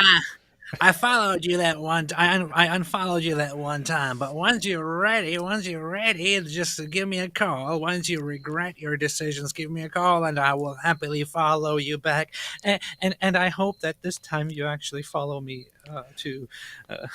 Once you've learned the error of your ways and you've repented and you're willing to acknowledge my white supremacy, this guy is a douche, man. Never followed me back, by the way, which is, just so typical. So I said, you know what? Call me when you're ready. Candace, when you're ready, give me a call. Yeah, keep waiting. I'm waiting by the phone, waiting for your call, waiting for you to do the right thing. But until then, I'm out, And for that reason, I'm out. I'm waiting for the call when you're ready to get serious. You tell me when you're serious about telling the truth about the Jews, not the Frankists, when you're serious about getting the facts right, when you're serious about building a real movement, and that involves the organic energy of the Groypers, when you're not afraid of the press, you don't have a Jewish producer. Give me a call. We'll be waiting. You need the Groypers for you to join Candace. the right side of history. Until then, as far as I'm concerned, it's just more of the same bull. The right side of history. So dude, we know where the right side and people landed. can call that divisive. What's that? We know where the right side ended. Like the last time that you guys tried to go to the right side, they ended up in a bunker. The first guy ended up killing himself and his girlfriend that he just married the night before, and the other guy after him, his greatest simp, Goebbels. He then, as a brilliant, fantastic family guy, what he did was to a few days later think, okay, I can't take this. I can If my Führer is dead, I want to be dead too. So he gathered his entire family, killed his children and his wife and himself as well. That's what what the people who are on the so-called right side do in general. That is where your side is. Don't be stupid, Fritos. There's always a way back. You can always turn around and realize that you were just being a complete idiot And a dork. and a dork at And a that. loser. And I must say, and of course there are people disagree with this on different levels. I understand that you are trying to suppress the fact that you are gay and you like little boys, but then this causes and this leads to massive frustration, which you seem to let out in a different, very unpleasant way. There are ways to handle this. If you're not comfortable with it, I'm sure that you can seek help and sort this out in a better way instead of letting it out, in the form of hate against others. It's quite clear that you're gay. We see it, but you don't have to let it out on everybody else. Yeah, if your life sucks, dude, stop blaming everyone else. Just go. They call me gay. I'm clearly not gay. Look at me. I'm the least gay person you've ever seen in your entire life. I'm not gay. What are you talking I'm the opposite of gay. Would a gay guy be wearing this hoodie right now? Of course not. Of course not. Hey, remember, AP, you had a dream about being the Pope. You see, Nick is a prophet. That's true. That is true. Can y'all quiet down? We're trying to hear the cricket. Shout out to the boys of Sayeret Matkal. They landed in Syria, snuck up on an Iranian missile factory and depot under a mountain at a place called Masyaf. They shot their way in and destroyed it. We need to give Nick's take on this. They committed genocide against that weapons factory. It is totally based what they did. Alhamdulillah. Yeah, I mean, that's the sort of thing where, you can object to dropping a bomb or something like, what do you do when someone rushes up into a weapons depot and destroys it all? Complain about that. We know what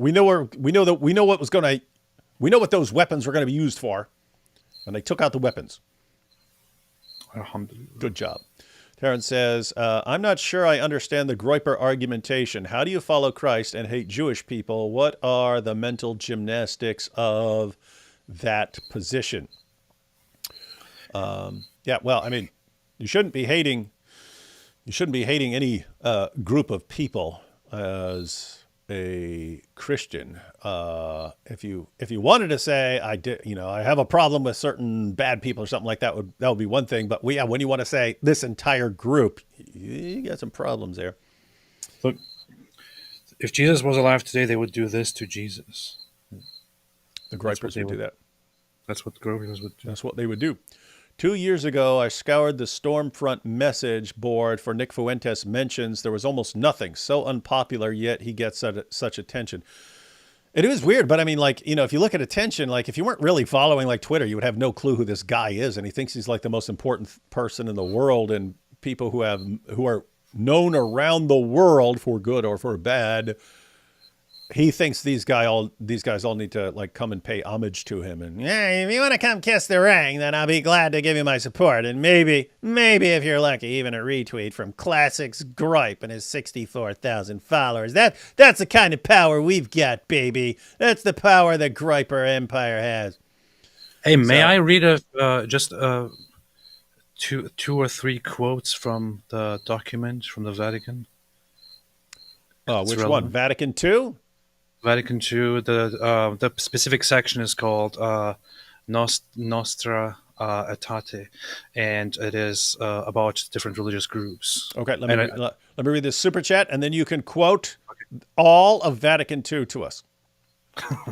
AP is gonna read. So if someone wants to record this, you can have, like, people have the audio Bible. You can have the audio Vatican II read by the Apostate Prophet.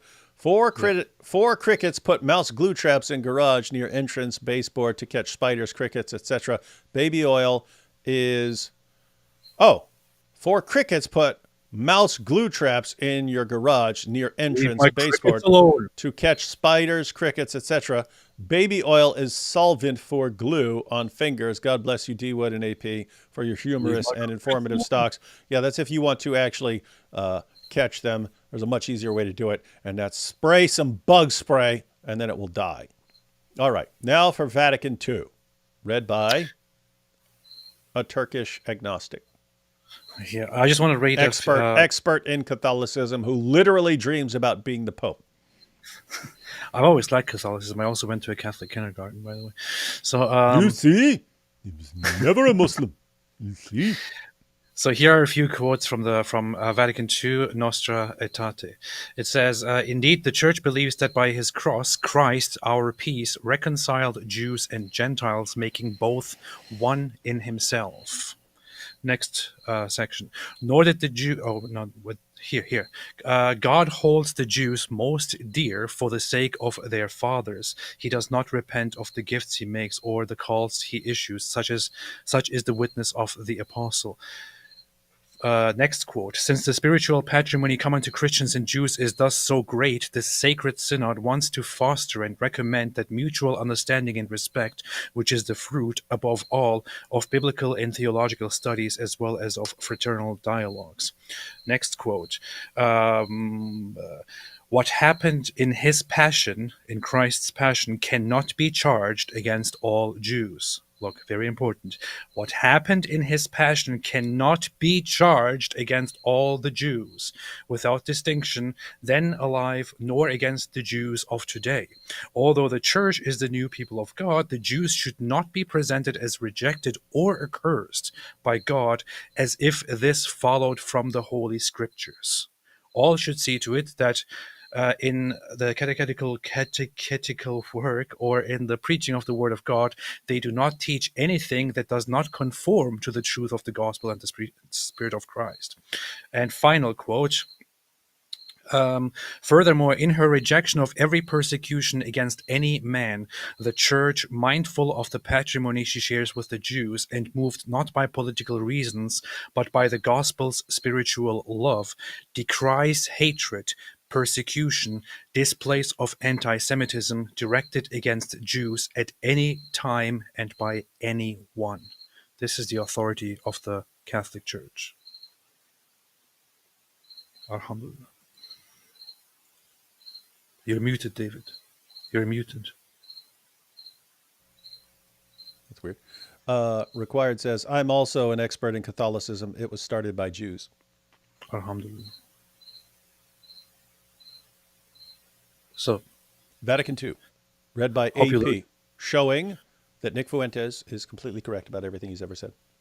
Hope you learned your lesson and stop being anti-Semitic. Yeah, Nick Fritos, quit calling yourself a Catholic. Or clarify. For infighting or whatever. Look, I had no problem. I was a team player. I did favors and things like that. I was generous of my time. I think I took a lot of it on the chin. And, this endless glazing of Dave Smith is just about the most ridiculous thing I've seen all week. And that's saying a lot. Sneako, right after we call you gay and you talk about taking it on the chin and then glazing, come on. You're giving Goat Hub too much ammunition here. I'm speaking seriously. Don't say a bunch of stuff like that we know where this goes. Disgusting. Sick mind.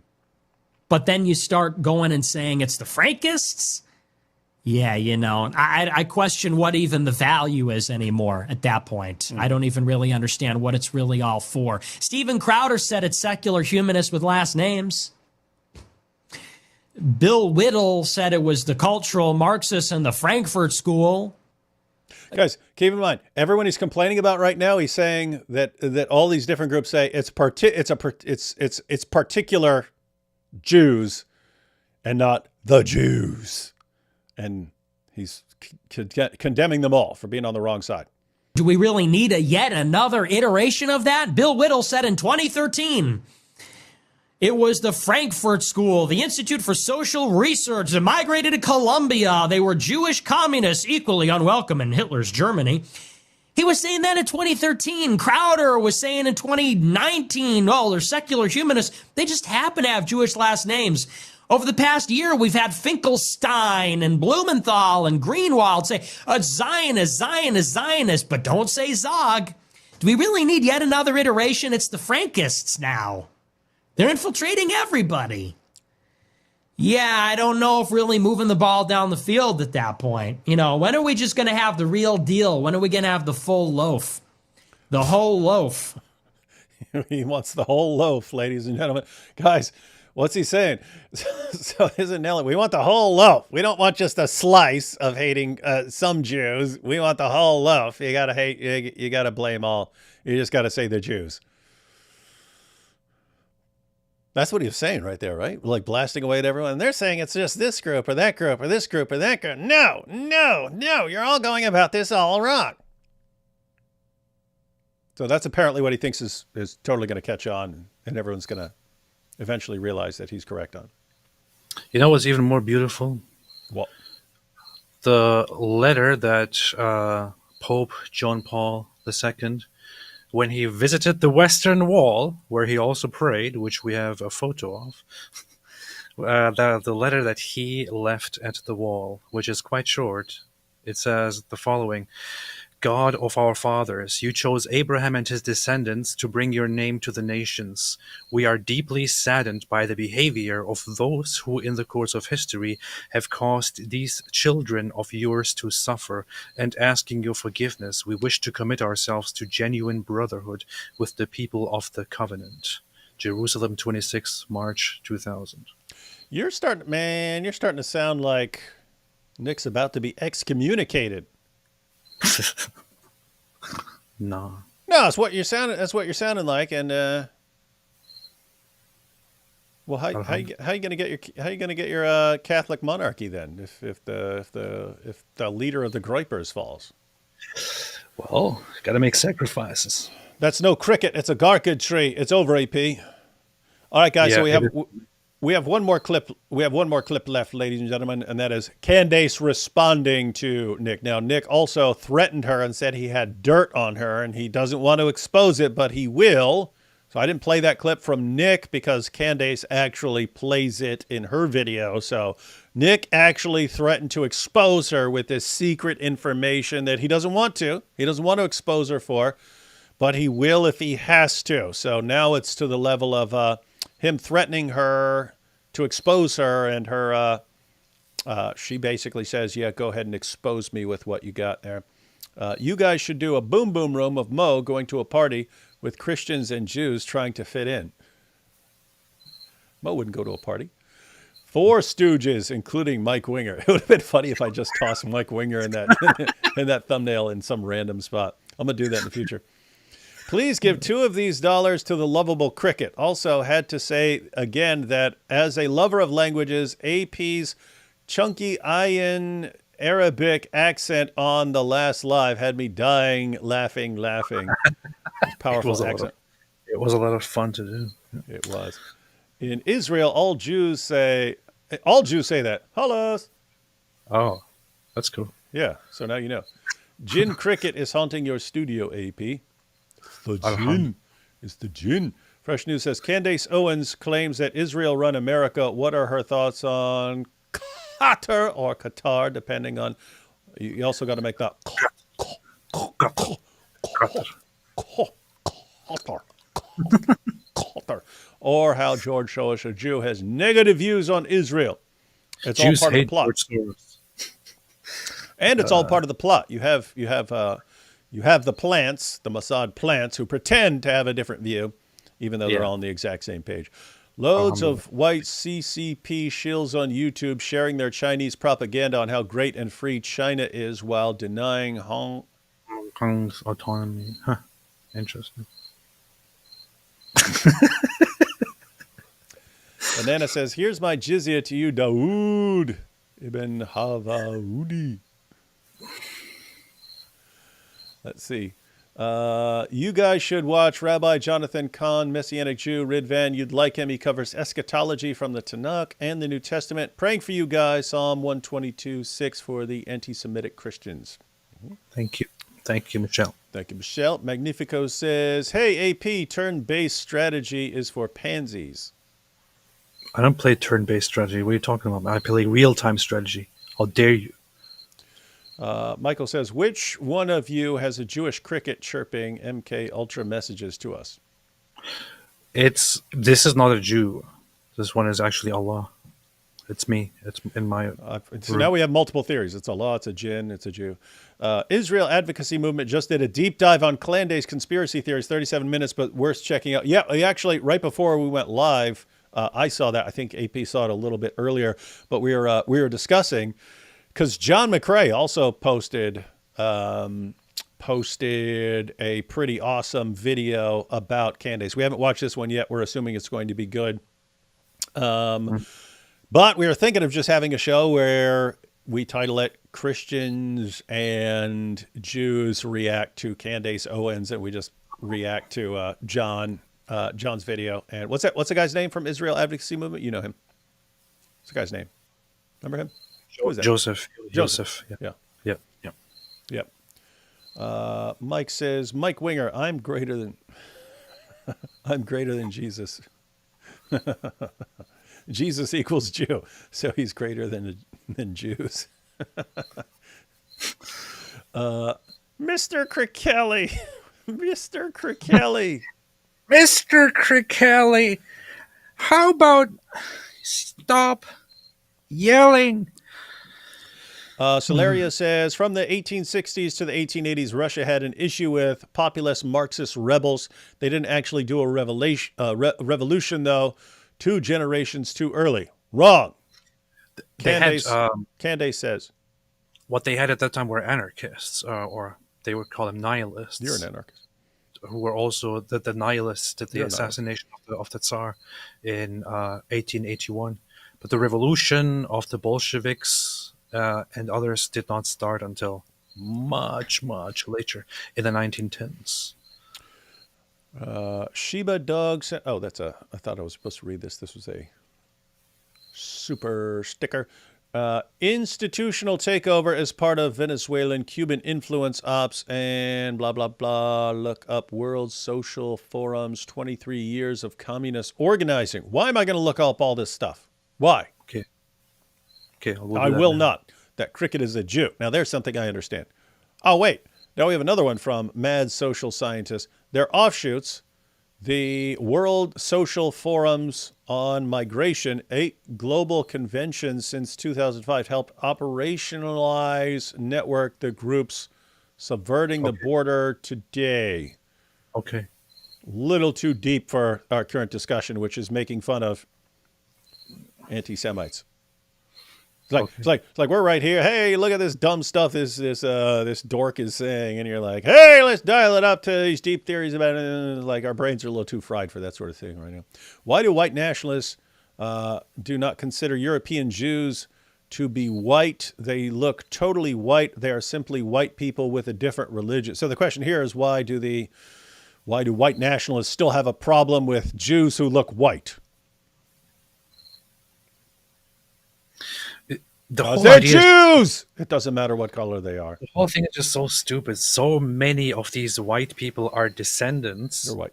from people who are who came with invading tribes from Far East Asia or Central Asia or the Middle East.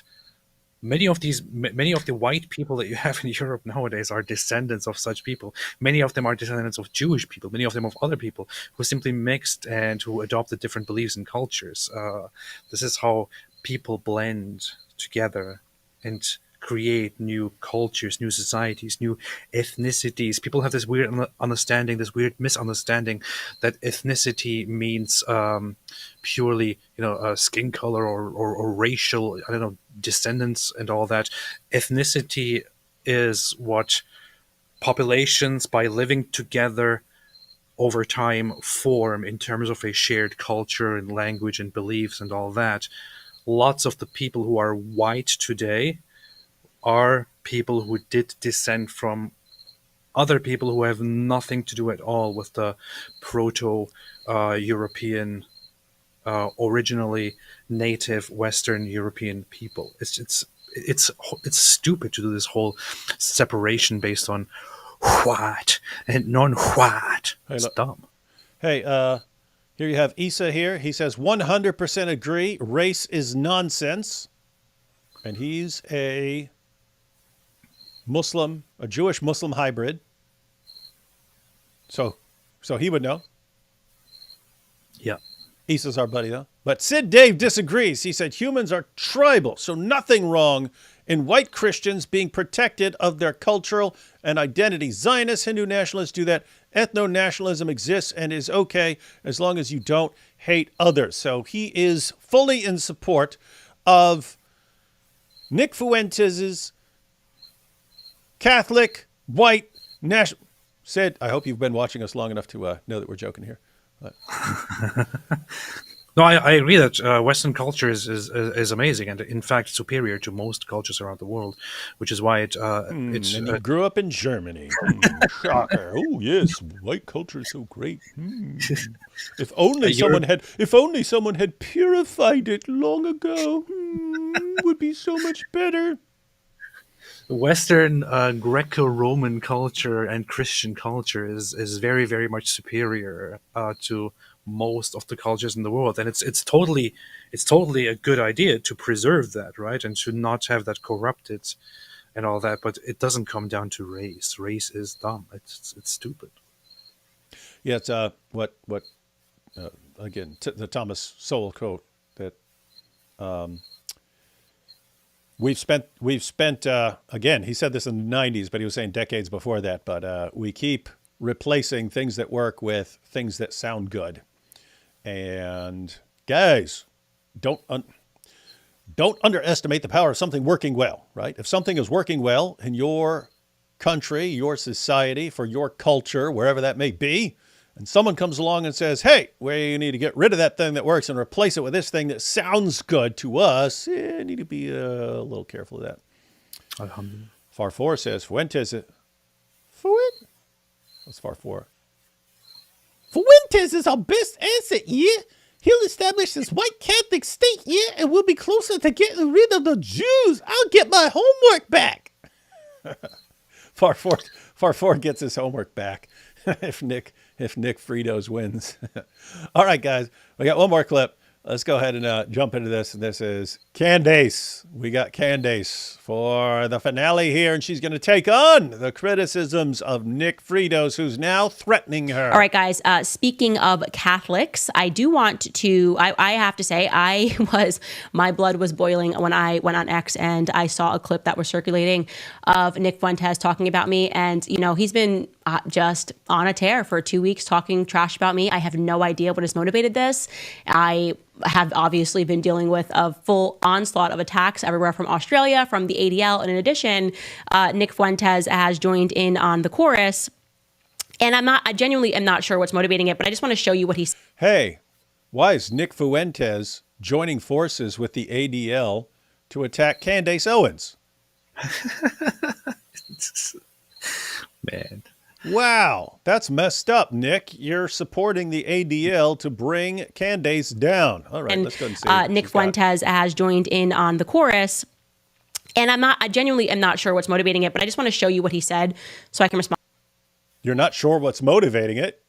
You didn't show him the proper respect, lady. He explained it in 47 different ways.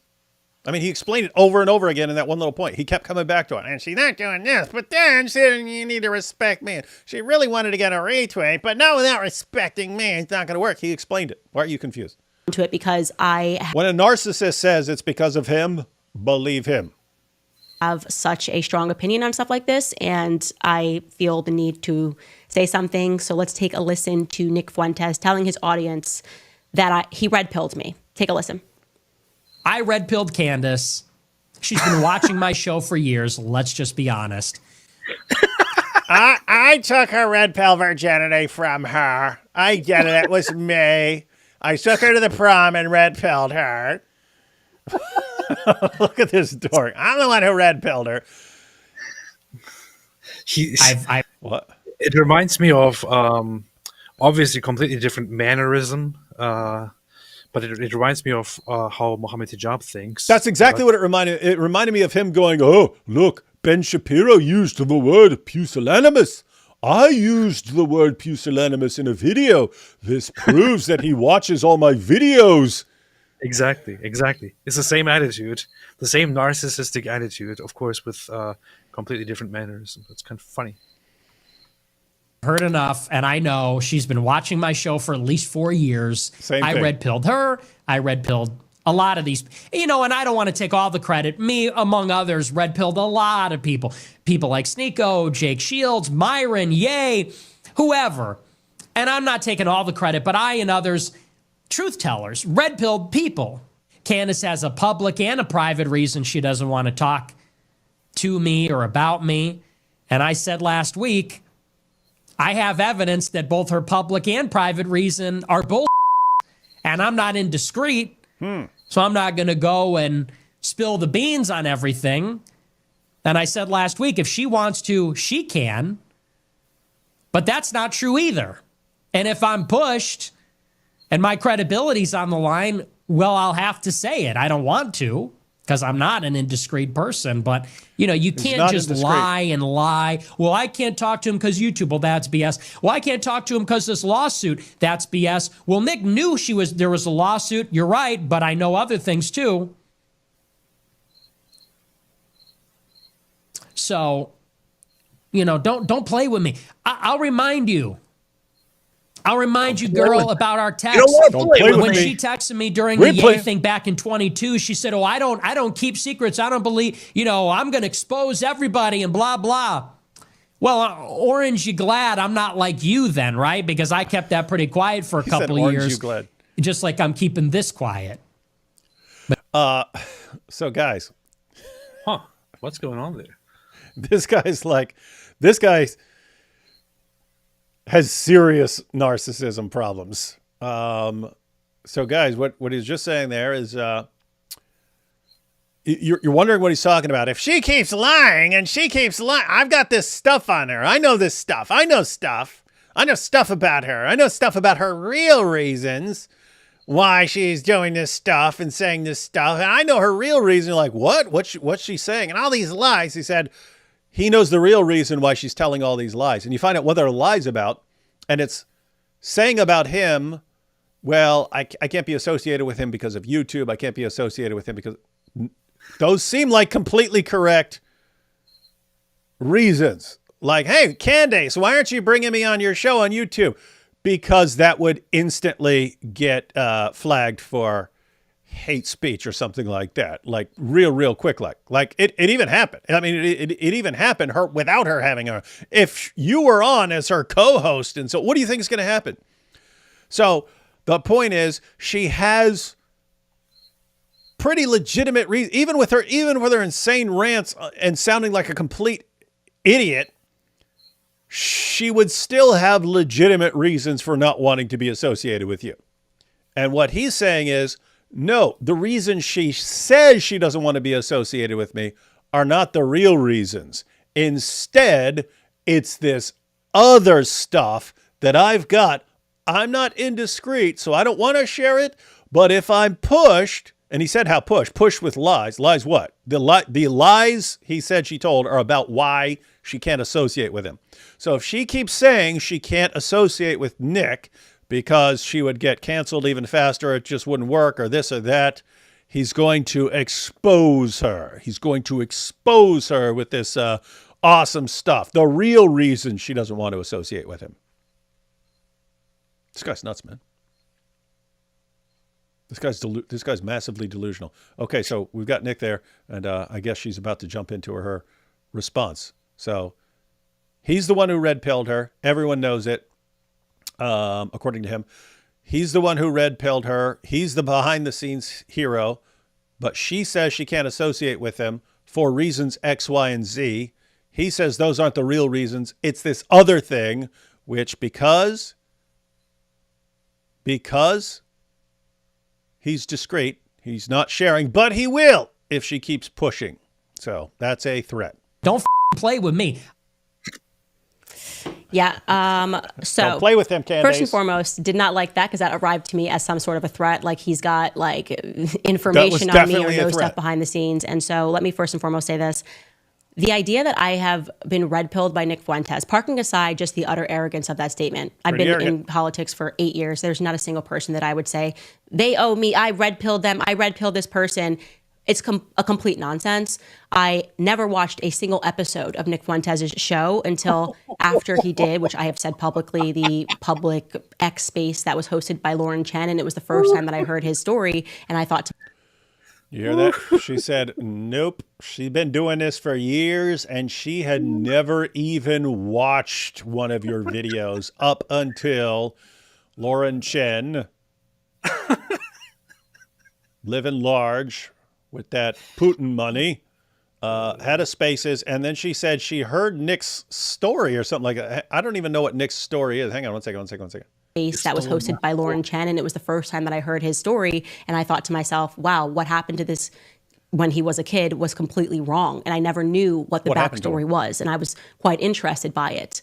I have never said anything publicly about him, have not jumped in on everybody saying, you must disavow, you must say this, you must say that. And so to have somebody take my name, to lie and pretend that I've been following you for 4 years, like you're the person who saved me from the left. You have nothing to do with my story. You have nothing to do with my background. And I don't know what purpose it serves to even say this. I have no. So this is, do you know what his story is that she's talking about? How, what happened to him should have never happened when he was young. Do you even know what she's talking about? I don't know. The first thing that I thought of was you stole my story. I was thinking like, what? He get beat up by a Jew at some point or something like this? A Jew was just like beating him up on the way to school every day, and this explains things. And I don't know. I mean, something like that would explain things. But so anyway, I mean, think, guys. Nick is, I'm the one who red pilled her. I'm the one who red pilled her. She's like, I never even saw one of your videos, dude. Never. You had nothing to do with that. And then she also pointed out she's never said anything about him. She's never made any public statements about him. And he's like, if you keep lying about me, then I'm going to share this dirt I've got on you. If you don't stop lying about me.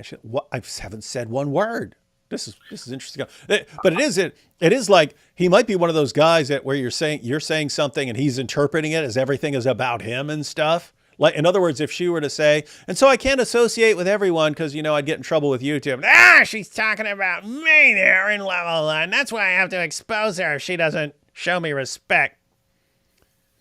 That's a weird, creepy dude, man. I heard that. So he wanted to be a painter, but then he wasn't good. He didn't succeed with that. So he had to be. Do you like dogs? He had to be dropped out of that. He always had a fascination with dogs. And all that. That's all I know about him. So we don't know. We do not know, ladies and gentlemen. No idea why you would say something that is just so resoundingly untrue when it doesn't serve anything. There's nothing here. There's just no reason to do it. But parking all of that aside, to pretend that there is something about me, like I said this, I messaged him privately.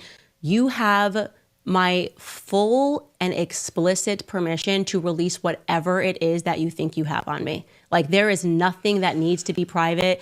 Don't do that. Don't think that there's going to be some sort of a fear campaign or you're trying to, there's a little bit of a threat there. Don't make me have. What are you talking about? You've literally been speaking to yourself on your show, and I've said nothing back to you. You're in a corner fighting yourself, picking fights with people.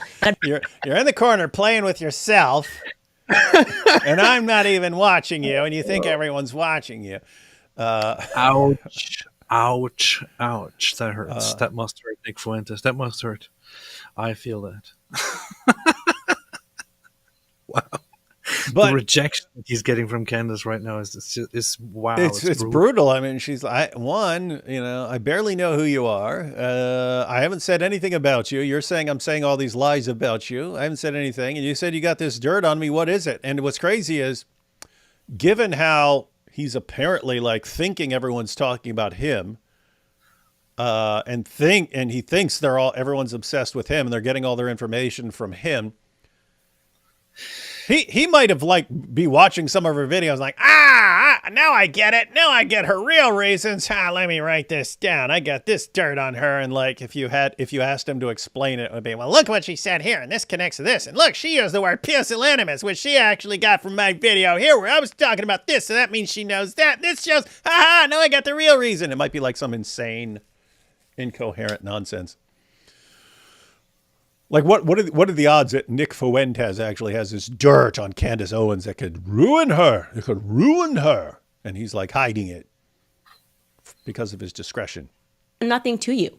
Okay, I don't need to have your perspectives. I'm sorry you don't like that I'm friends with Dave Smith. I'm sorry it doesn't seem possible to you that there could ever be a legitimate friendship between a Christian and a Jew, but there is one. I like Dave Smith. There's no funny backstory there either. I had him on my show not because I wanted him as a token, but because my producer was a huge fan of his on my old show and said, hey, have you ever heard of this guy, Dave Smith? And my answer was no, because I know this is going to blow your mind, but your audience is not the same as my audience. You don't make an appeal to suburban moms. I would assume the majority of your audience is She's saying her audience is suburban moms, but his isn't, and therefore we don't have the same audience. So get your mind around the idea that we don't have the same audience. I kind of doubt that is actually her audience. I would like to see some stats on. I would guess that she's been steadily losing her audience of suburban moms. Whatever percentage suburban moms made up, she's probably been losing that steadily. It's kind of like when Pearly Things talks about how she talks to women, and then when you look at her audience, it's like 99% just weird men lurking in the chats. Mm-hmm. Male. I also don't even watch Andrew Tate's videos, and I'm friends with him. I don't watch his videos because his audience is male. It's just a different market of ideas. It's absurd to think. Sitting there using Tate and her friendship with Tate as an example. Bad timing, Candace. Bad timing on that one, because all the stuff about him and now in trafficking a minor and so on, and them possibly getting, now they're up for life in prison because of the charges now against them, and it involves trafficking minors and so on. So I don't know if you should be referring to your close friendship with Andrew Tate, whose picture is still hanging on your wall despite being a human trafficker. I want everyone who respects Candace Owens and her supposed conservative Christian beliefs and her supposed journalistic integrity and all of that to just pay attention to this. I want everyone to just listen to this for a second here. I don't really want to extensively talk about it, but as she mentions, she's friends with Andrew Tate, and her husband is also friends with Andrew Tate from long before Andrew Tate became famous. That's an actual quote. He said I was friends with Andrew Tate before he was Andrew Tate, meaning before anyone who had any clue. That means before he was a fighter, professional fighter, before any of that. This guy, that means they go way back. Hold on. Very important. Andrew Tate, we know, is a guy who made his wealth, his fortune by tricking women and young girls into the porn industry, and made money off of them. Right now, the prosecution has presented incredibly convincing evidence, including transcripts and so on, that Andrew Tate, on one instance, had forced and brutal sexual interactions with a 15-year-old girl, whom he also hired and used for his business, which is illegal everywhere around the world. Used her from when she was 15 years old, brutally had different and extremely painful forms of sexual interactions with her, and abused her brutally and kept her quiet by paying her money and threatening her and so on. This is all out there. Candace knows these things, at least knows much of what Andrew Tate did and what he's being accused of. Andrew Tate's charges are being are changing very, very heavily right now, drastically. He's probably going to go away for quite a long time. And this self-proclaimed Christian conservative journalist, I'm not going to say it, is still calling him a friend and still defending him. Wow, man. I don't know what to say. It actually reminds me of the situation with all the people supporting Hamas and so on. It's like, it's the same thing. You're defending this stuff, and you could do it for a little while. If eventually it catches up with you, the internet's forever, ladies and gentlemen, and all these defenses, because she defended Tate, Tucker defended Tate.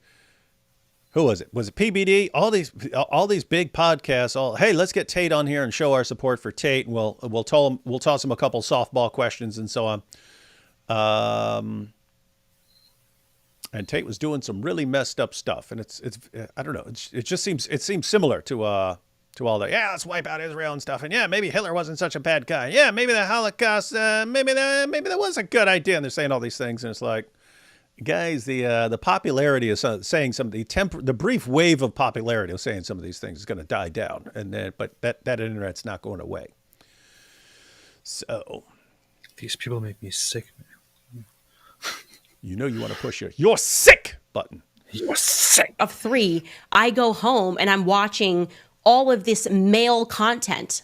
And I think that's part of the reason is there's just such a gap here. It's a totally different thing when you've had 3 kids in 3 years and you have a household and the way that your brain works and what you do with your spare time when you have a show that's 5 days a week.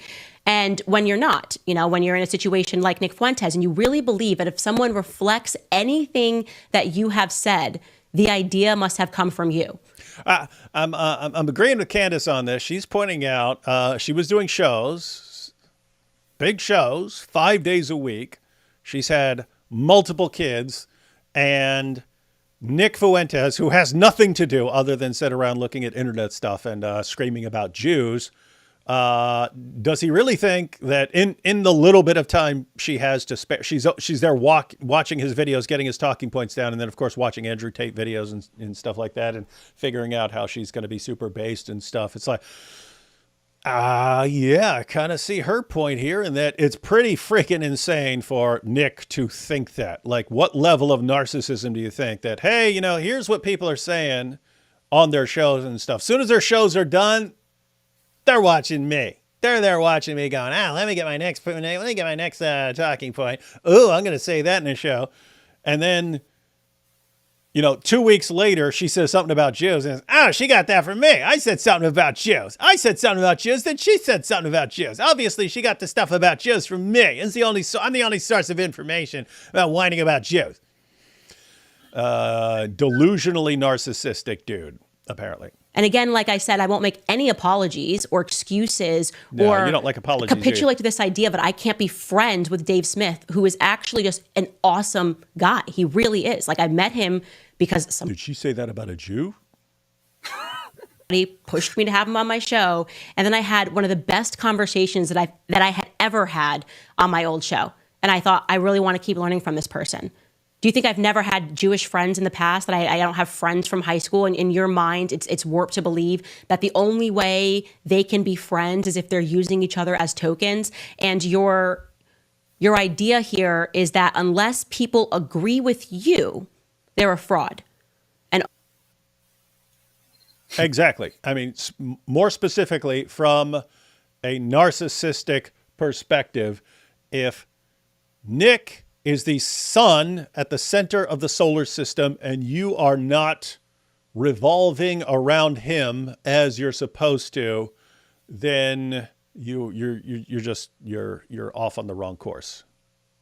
You're detached from the sun in your solar system. Also, unless somebody has the same perspective as you, and also, keep in mind, those audio problems, for some reason, they're on her stuff, which, I mean, for someone making between $100,000 and $200,000 a month just from YouTube ad revenue until recently, let alone sponsorships and all that stuff, it's weird that she's got these audio problems.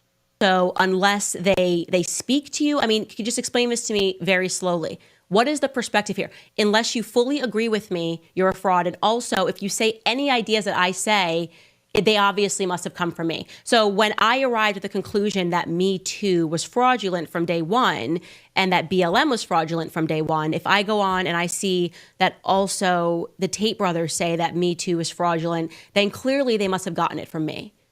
They must have been watching my show for years. I created. Yeah. So, guys, you just point out, say, hey, if I say something and I see Tate says something, we both say the same thing. Oh, is it? That means they got it. They got it from me because I know I didn't get it from them. Therefore, they got it from me. She's pointing out like how insanely delusional that is, and it's exactly what we've seen Nick say over and over and over again, like a beating drum. The Tate brothers. They got that from me. I created all these people. I once heard Dan Bilzerian say something. He got that from me.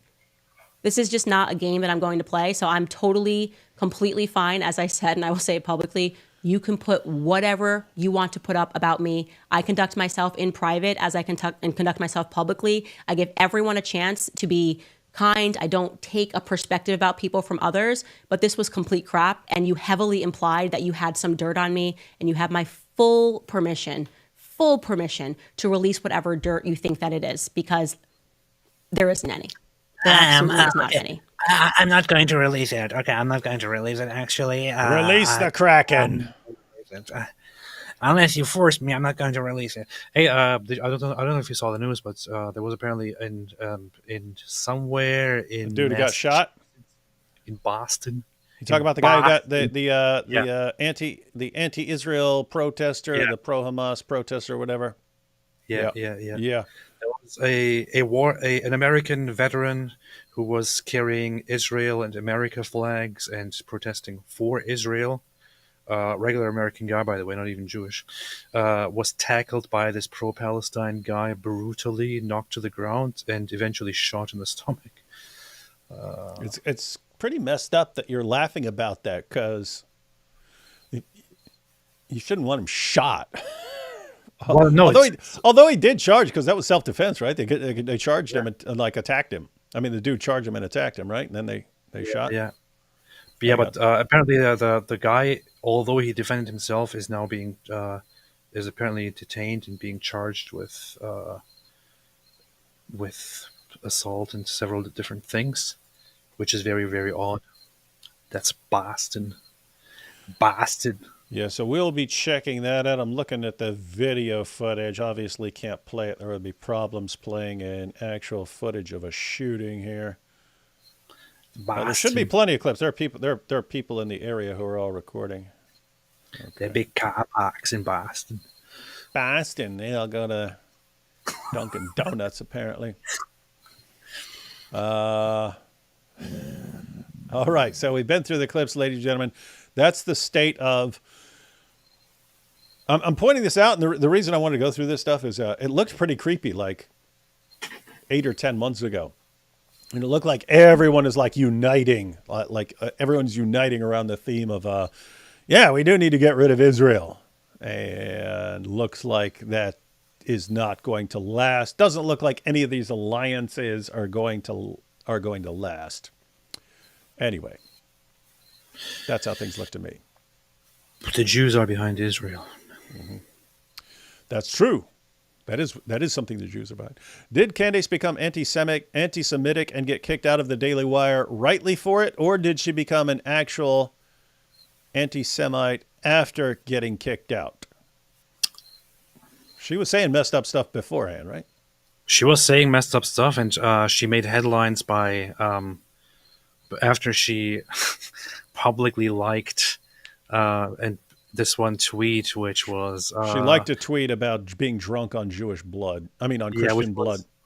It was an exclusively anti-Jewish account praising Nazi stuff, which responded to Rabbi Shmuley and said, "Are you drunk on Christian blood again?"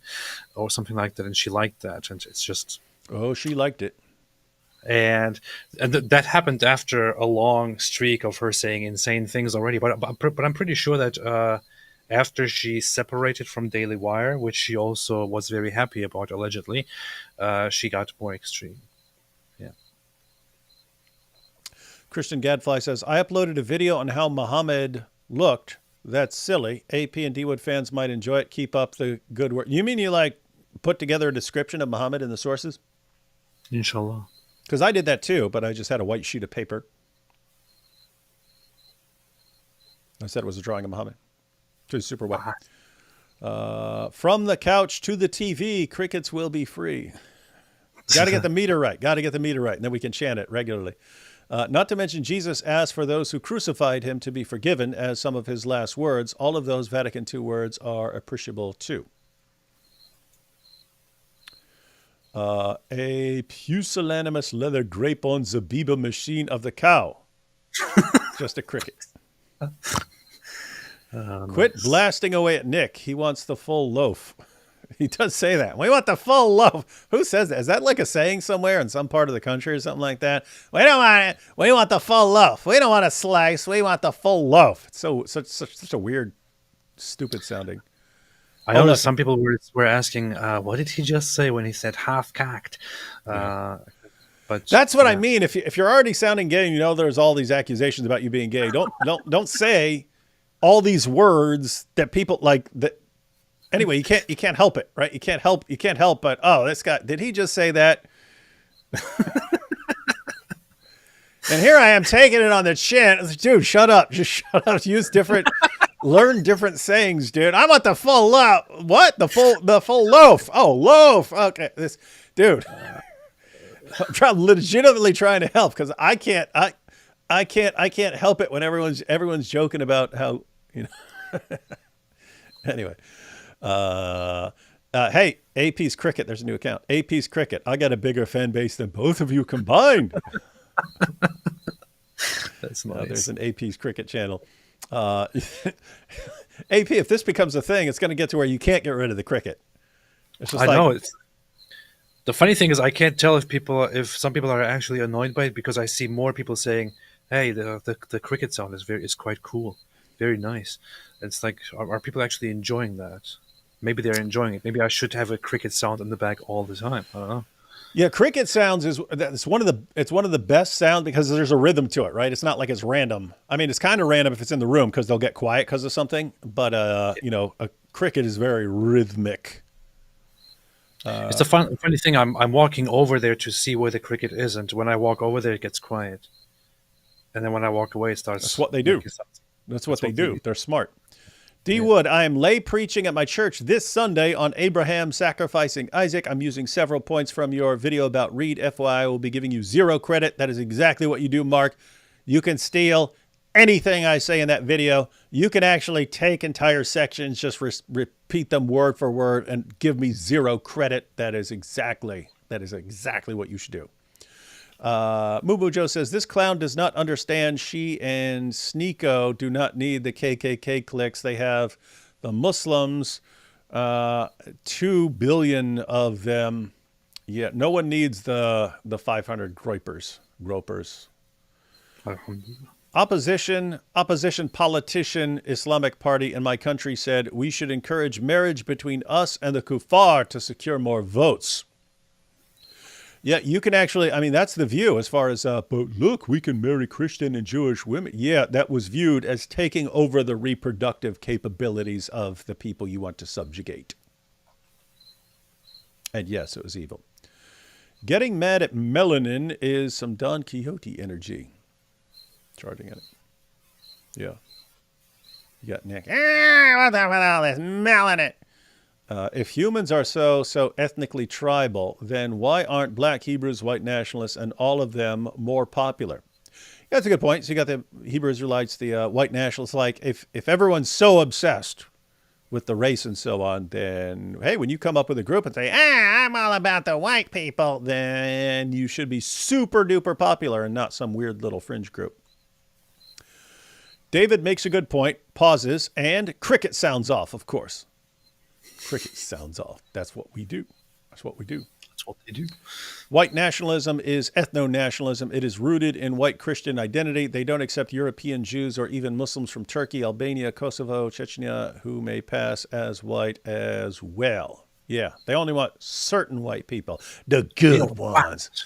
We only want them good white people. We want the good ones. That's what they sound like. I think I'm going to eat the cricket in a little bit once we're done here. That would be messed up unless you cover them in chocolate. Apostate AP's going John the Baptist, but with crickets. AP says Deuteronomy 13:13 mentions Muhammad at the end. I'm going to go ahead and read it. That's 23, not 13. Deuteronomy 23:13. Here we have it. He says it mentions Muhammad at the end. As part of your equipment, have something to dig with. And when you relieve yourself, dig a hole and cover up your excrement. I don't know which part of the end AP could be referring to as applying to Muhammad. Talking about biblical prophecies about Muhammad. Dig a hole and cover up your excrement. No idea. I don't know. No idea. I don't know. You should have Is it a coincidence? No. See? You should have the cricket debate a Muslim scholar. That would be an epic debate. It'd be the finest debate of our time. Yeah. We American vets remember what is right and what is wrong.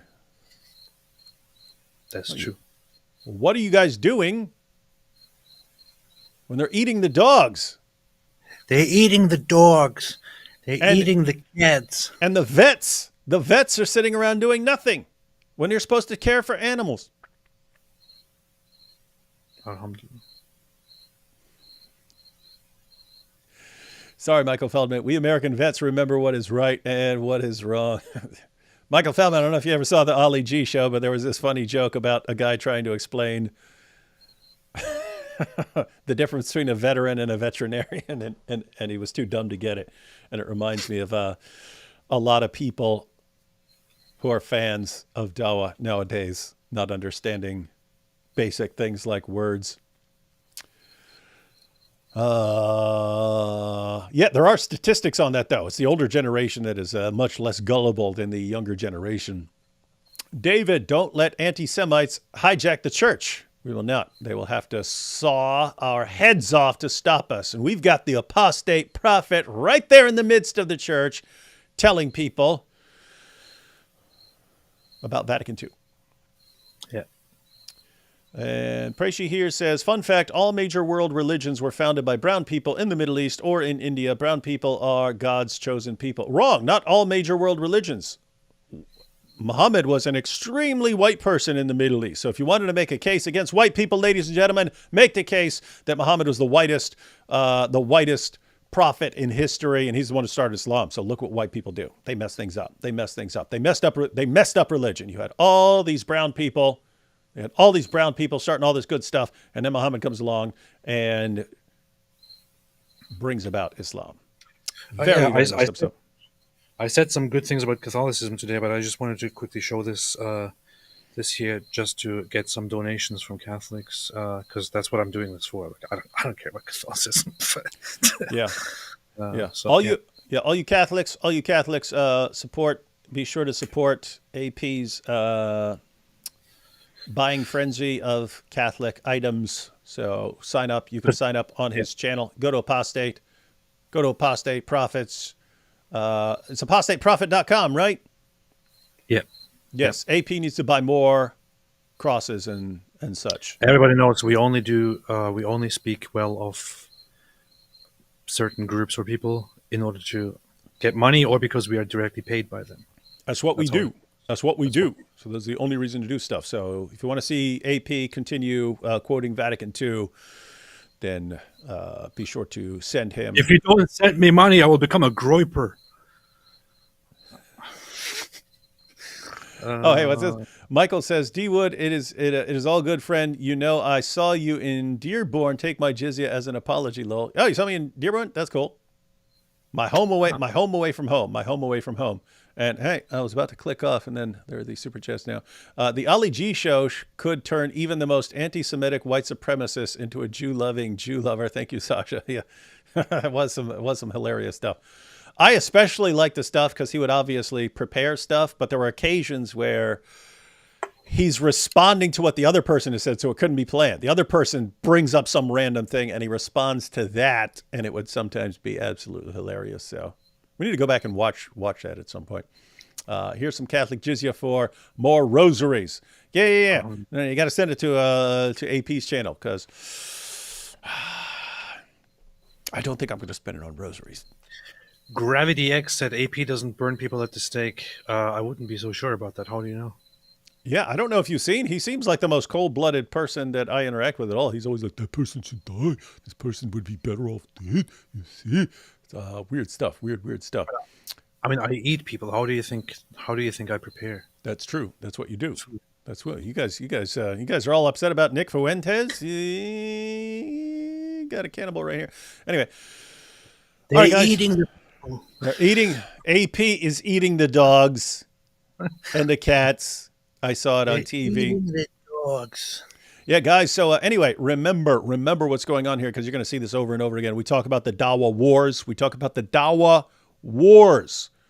In that these guys, well, you've got a bunch of narcissists in the Dawa community, and what happens? They all start fighting against each other, and they all have to attack. Sometimes with like actually legitimate reasons and so on, but it's built into them. They're all amped up. They all want attention, and they all start attacking each other. You see that among the anti-Semitic crowd. They can't get along. They eventually start attacking each other. Guess what, guys? Everyone is going to be going through this to some extent. If you feel like you're being attacked from all directions and so on by really crazy ideas, the inclination will be to join a group for your protection, to form alliances. But if you're all amped up and you feel like you're being attacked, it's also you feel like attacking in all directions. That's a natural response. So be aware of that. And when you see it happening with evil groups, try to encourage the breakdown. And when you see it with a good group, let them know, hey, guys, understand. Hey, you had a disagreement here. You do not need to split up over this stuff. Focus on what's more important. All right, guys, I will be out of town this weekend, so AP should definitely go live again on Saturday. So you got someone lined up? You're going to be solo, man. I'll find somebody. Good. Find someone cool. And whoever they are, they will not be as cool as me. And people will be like, where's David Wood? Why? Why do you got this loser with you? Matter of fact, I will probably just be on my phones, in El Paso going, who's this loser? Who's this loser with AP? Posting. I still don't know why you're going to Mexico. But tomorrow at noon, I will actually be live with Sam Shamoon. Tomorrow at noon, I'll be live with Sam Shamoon. I invited him. He said, yeah, okay, brother. That's what he said, so I'll be live with him tomorrow. Tomorrow night, nothing happens, but on Saturday I will be live once again, once I find somebody. And then I might even go live on Sunday again. Wait, are you back on Sunday? I'll be back like Sunday night, but that's when my flight comes back. So I get back like 9:30 or something on 9:30 or 10 or something on Saturday. All right, I'm accepting applications right now. Yeah, guys, send in your applications to be the Apostate Prophet's co-host for his show. If I can't decide on any co-host, I will just have to go live with the cricket. That would be funny. Hey, for people who don't want you to kill him, you could put him in hunt him down and put him in a little jar. Yeah, then I could put a second camera on the cricket and go. Yeah, everyone has like their cat cam and stuff. You could have your cricket cam. That'd be super cool. That'd be awesome. Chirping Crickets podcast, ladies and gentlemen. That'd be the other show. I see the most popular suggestion is Mike Winger. So I will probably go live with Mike Winger. Yeah, if you want to torpedo your entire show, be better off having Nick Fuentes join you. Anyway, if any of you are going to be in El Paso, hope to see you there. Other than that, you could catch AP on his channel, and we'll catch you all next time. If you want to go down to Mexico, getting some tacos, real tacos.